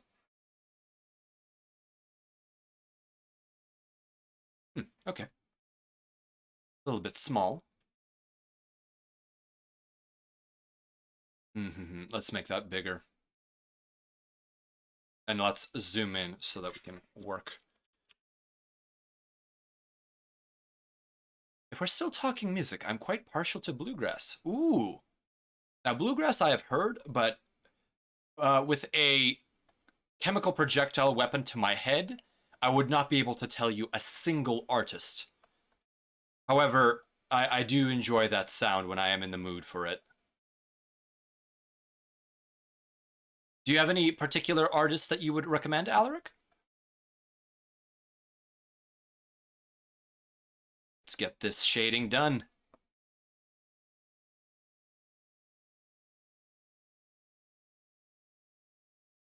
Bluegrass artists, yes. Yes. I am now interrogating you. The data! I must have it! If you do not give up the information, I will chant nothing but Amogus for the remainder of this stream, which will be rather short if I do that, actually, so I will not actually threaten you with such a unpleasant thing. Alright, okay, so if our light is coming from this direction and our absolutely swole hamstrings here, not hamstrings, quadriceps. Oh goodness, I've forgotten my anatomy. So we have a little bit of darkness here. We can assume that the light cuts off somewhere here. It's pouring over, and maybe around here the reflections stop taking effect. However, a professional artist may have heard what I just said and is currently cringing themselves to sleep. But you know what? That's okay. Old Crow Medicine Show is a decent entry point. They have good coverage, but their lineup is a little sterile as far as bluegrass goes, apart from the vocals. Well, that's a little disappointing that, but, you can't be good at everything. There's always going to be something that you need to fill in with something else. Or, that those who are your fans must accept is a weakness of yours. Old Crow Medicine Show. For some reason that reminded me, this thought came to my head of, what is it, 18 horsepower? Or is it 16 horsepower? That band. They're probably not bluegrass. But for whatever reason that came into my mind, if it rings a bell for anyone. Lots of classics. They play. Oh, Is Old Crow Medicine Show a old group? Because I know many groups have been around for a long time, and at a certain point, even the descendants of the musicians uh, start playing in the band. I find that a little bit strange, but perhaps not. Some of their tracks, especially one of the most popular, Wagon Wheel, lacks the punch you'd find in a local bluegrass circle. Oh, so does this track, the one that's most popular, have some sort of I suppose sterility to it that makes it popular? 20 years old. Okay, okay, that's fairly decent. Well, in terms of like age for a group. Let's add some feet shadows. I think I would like to do that just to give some depth to us, some depth among us. And let's there we go. Oh no, this is a bad call because suddenly I have to think about mm, mm, mm, mm, mm. All right, if we're gonna do that, let's do it on another layer because this could be damaging.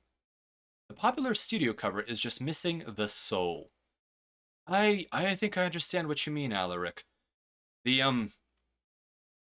some of the rough recordings and rough drafts of music sometimes have the punch you want. Let's see, this is gonna be crewmate shadow.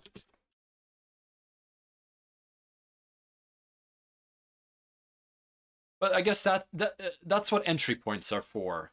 They don't turn you off immediately in case you have some I guess not misgivings but concerns about the sound of a particular group, and then you can discover what you want on your own. All right, let's see. So if our feet are like this, I think this is an acceptable shadow angle. So the body begins here. So roughly there would be a crewmate shadow going around here somewhere. Perhaps not the most accurate, but it will have to do. Let's see, so this will stretch up the wall. This one, both of these legs will. You know what? Let's make this easy on us. Both of these legs will stretch up, and because we did this, we need to pull up where the legs ostensibly start going up. I don't know. I don't know if I like how this looks, but let's see. And we are on the crewmate shadow layer. That is proper. Let's use eraser. Clear that out. Give it a little bit of rounding. Now we're gonna have to redo that rounding.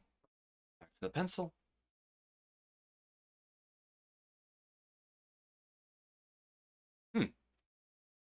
Acceptable. I will tolerate this. If you really want something really good to listen to, there's plenty of soul. Oof, I dread moving this window. Let's see. 1 second, please. I'm gonna quickly jump to the break screen so that I can see what my window capture setup here is like. Okay, that is tolerable. There we go. Let me copy that link.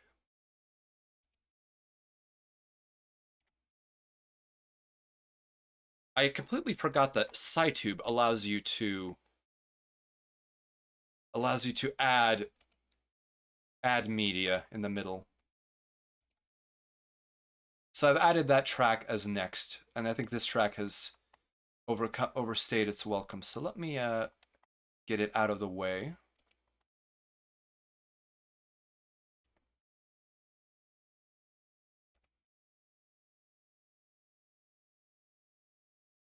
Blue Collar Dreams.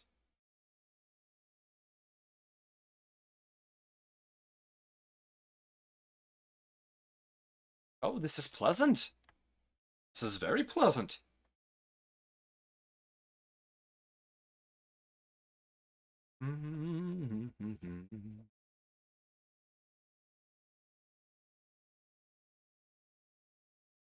Oh, excellent. Also, you might like, I don't have a link handy for, Charlie's Inferno by that handsome devil.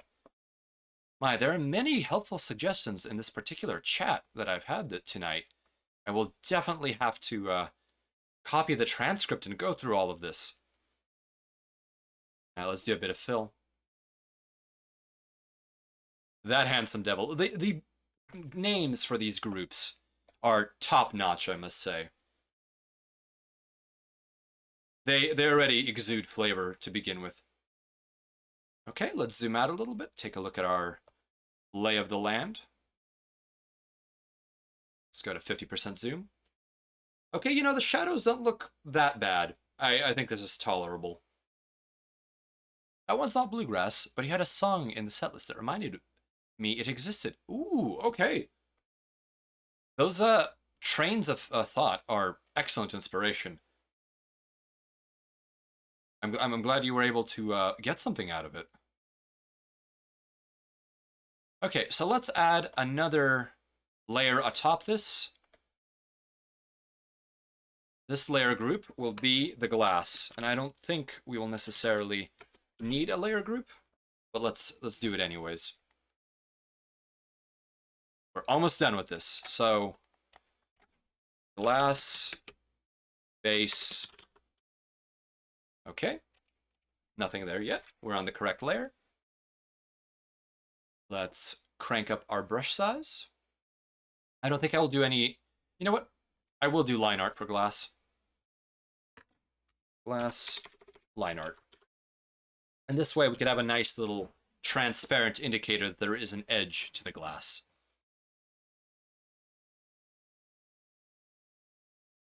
Yeah, so the I wouldn't necessarily call this glass because that is not at all what the material actually is, but it is a quite a durable composite.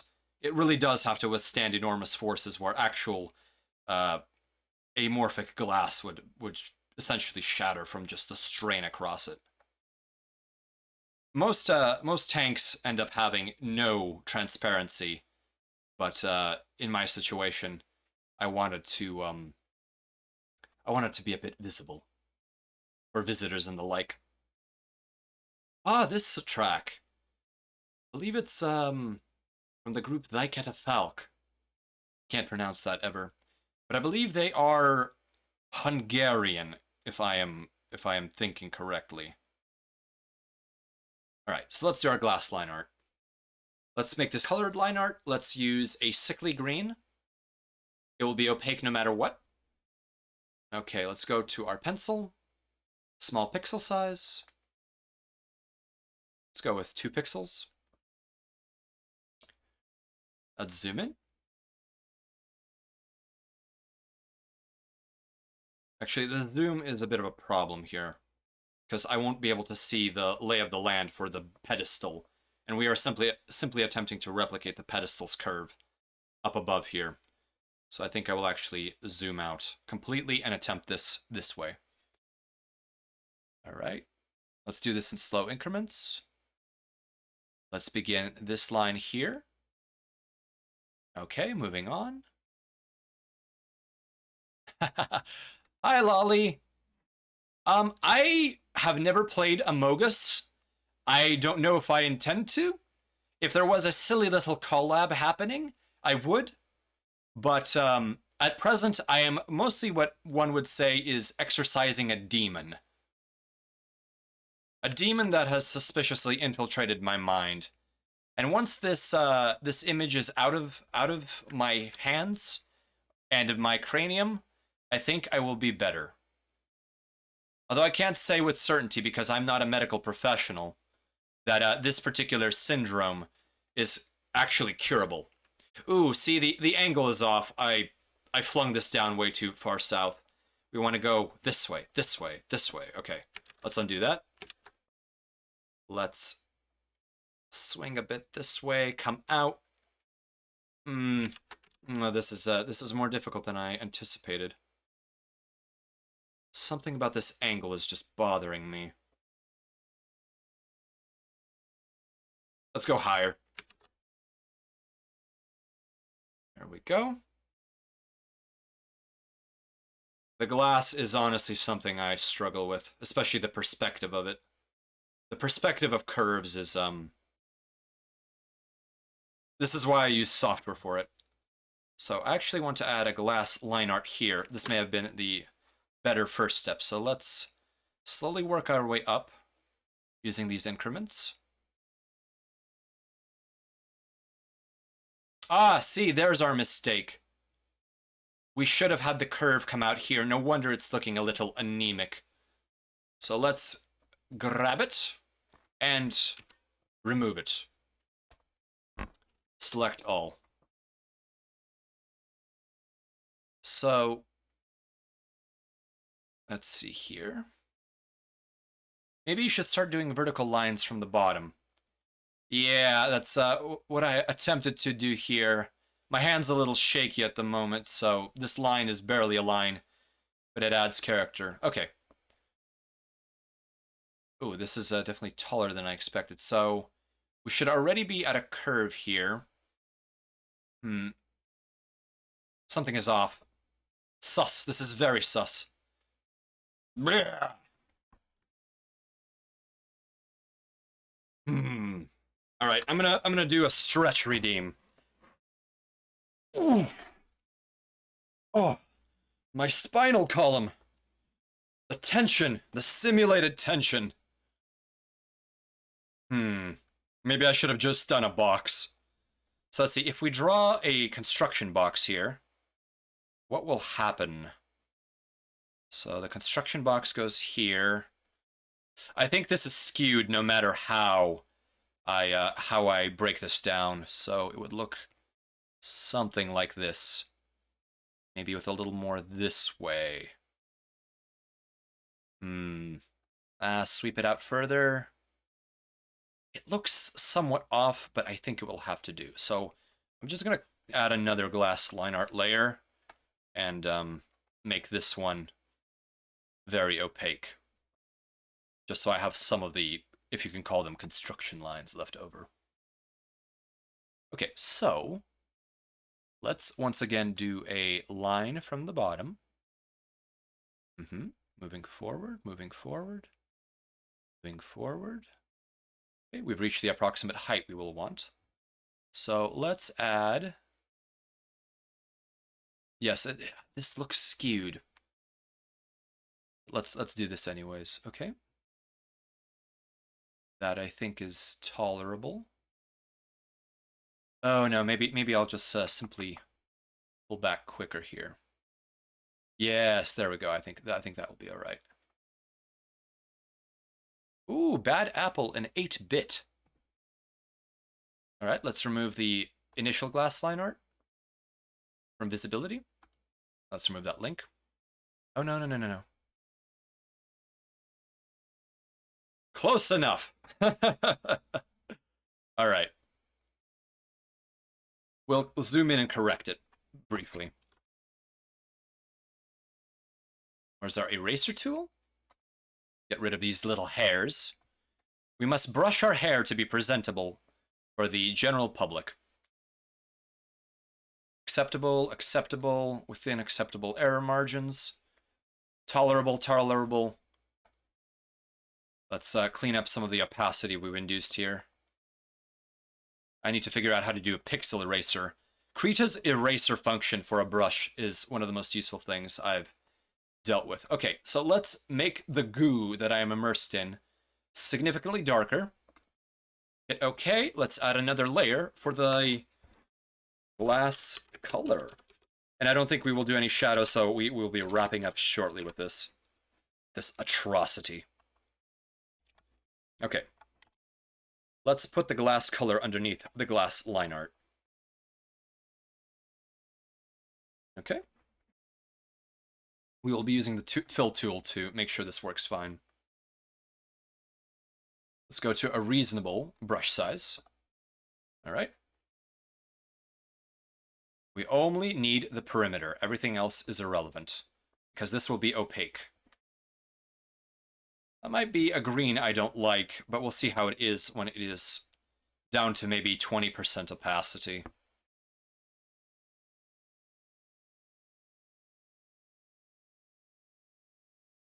All right.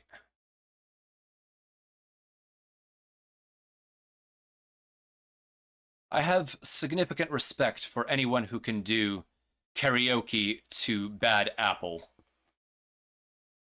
That reminded me since it's playing right now on SciTube. I do not understand how anyone who does good singing does that, but Bad Apple even less so. Moving on, moving on, moving on. There we go. Okay. Here we go. Almost there, almost there. Oh, I'm glad you like it too, Airy Pie. I don't know why, but the... So I don't know how to describe this because I am somewhat musically illiterate, but the way that the tones change throughout the song, the way the music video was done for it, the entire and the lyrics too, especially reading into the translation, their meaning is deep is maybe an overused word, but it's pretty grim to some extent. It's questions that you don't want to think about necessarily. Oh, there we go. I look like a Dune navigator right now in my spice tank. If the spice melange was not orange, but rather green. Like this, when was that Dune movie released? Oh goodness, I'm blanking on the director. He directed Twin Peaks. Oh, why is my mind saying Davy Crockett when clearly it isn't? Curse the fragilities of the human mind sometime. Ooh, I am looking rather swanky in my tank. David Lynch, thank you, thank you. Much appreciated, Rugrana. What a fib on my part. Let's make these lines transparent. And I think that is pretty darn mogust. I don't think I want to do any more because this is exercised. Whoa, who did this? The instrumental for this. This is nice. So this is Pretty Lights. Pretty Lights is a music producer who's been around for quite a while, and I don't think he's released anything new. But I think perhaps 10 years ago or even more, Pretty Lights was incredibly prolific. And I believe he has a music label, which is, I think, the primary focus now, with others like Michael Menhert, I think Paper Diamond, some others, but they all have a very interesting electronic sound. What inspired this creation, Spacer? Seeing the word Mogus, it had a mimetic damage effect on me.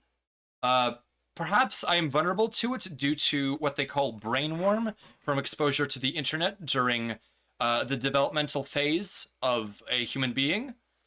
So, in order to extricate this brainworm, I have been taking hours and embarrassing myself in front of my fellow wingmates and everyone in this convoy by making this little crewmate.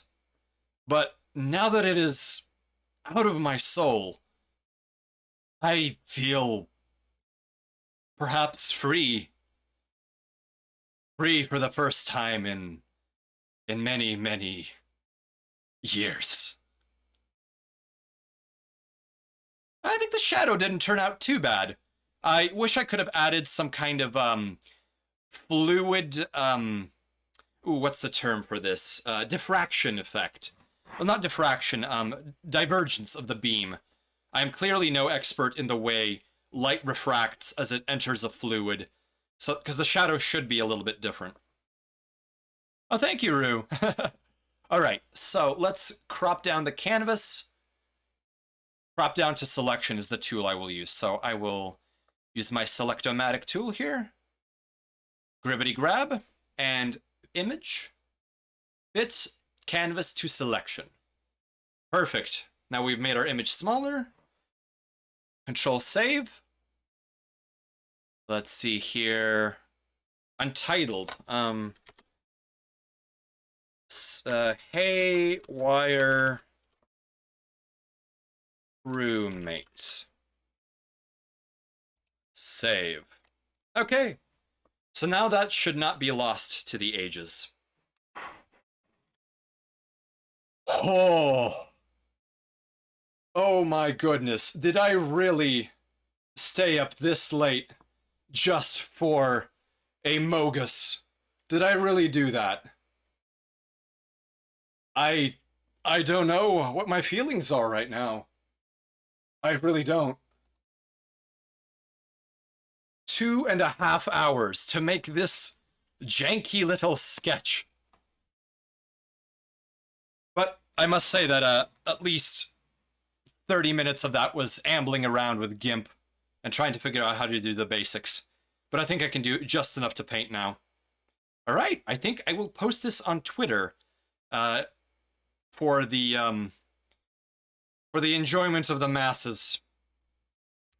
Oh no, what have I done?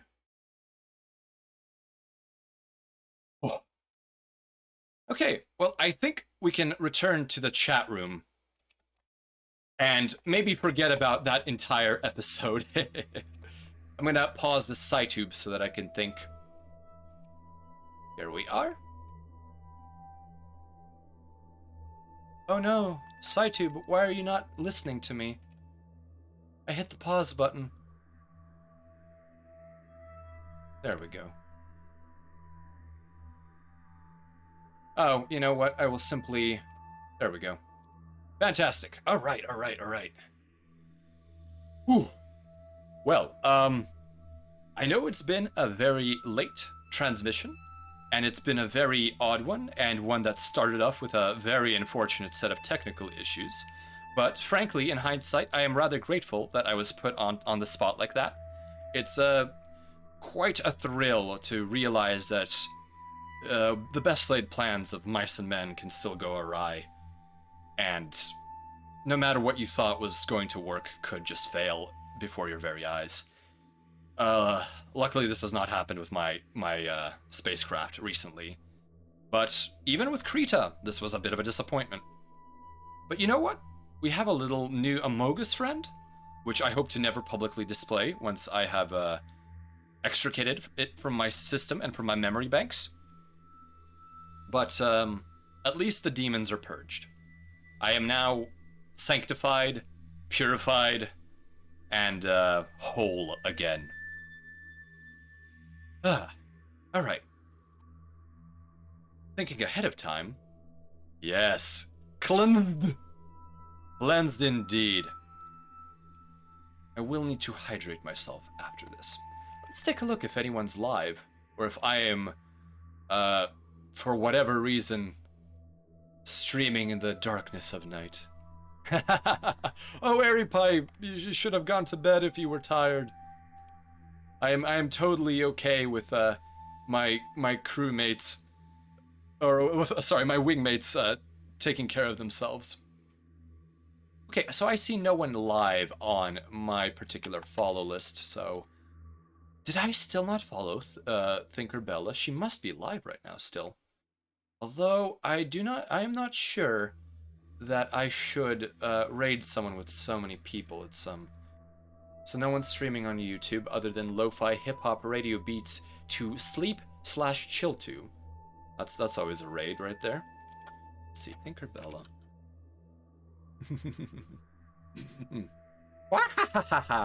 I wanted to see this through. I really do appreciate that you did. I will probably be doing some more art streams, and hopefully next time we will have a more functioning setup with Krita that I know how to use far more than GIMP. That isn't GIMPed. But we shall have to see. Oh, Alaric, I hope everyone gets their rest after this. No worries. I am running on reserves, and I would never ask for your energy. I will provide my own power for this particular orbital burn. Well, more spacer art. I haven't done a proper myself in quite some time, so I should probably work on that. But I'm also interested in animating myself, making sure that I have a little bit of motility within my tank. I think I think it would accurately demonstrate that I do have some bodily reflexes while I'm still suspended in fluid, especially during low periods of acceleration. It's nice to stretch out, even if I am essentially not aware of what I'm doing. Okay, well, since we're not doing a raid, let's head to the end screen and begin cutting off our secondary feeds. All right, the GIMP feed is now off. Goodness, that cost me a lot of credits, but well worth it. Well worth it. And now we can move on. So, as always, crediting the creator of this background music, Kevin MacLeod. There's all the details there. My reminder AI, or EI, says that I should select a raid, but we're not doing that. And let's see if we have any new flotilla members. Let's take a look-see here. Ah, okay. VT pending. Thank you for joining the flotilla. Your presence is appreciated. And I think that we had someone join offline. Arsenic Cataracts. Ooh, what a name. And Clowa Laura raided us a little earlier today, so I believe she went to bed. And unless she is sleepless and lurking, many thanks to her and her boarding party. It's always good to get a nice bout of combat on the decks. Wearing power armor is a great treat. I don't know how others feel about that, but I enjoy a nice riveting bout of close quarters combat. And with that, I would like to wish my fellow wingmates and convoy mates a excellent morning, evening, night, or if you live in a place with no sensible way of determining time, or if your species does not understand the concept of day or night, culturally or perhaps in a sort of perception faculty, then I hope you just have an excellent time from this point forward. As always, fly safe everyone, and I will now terminate the connection. Goodbye!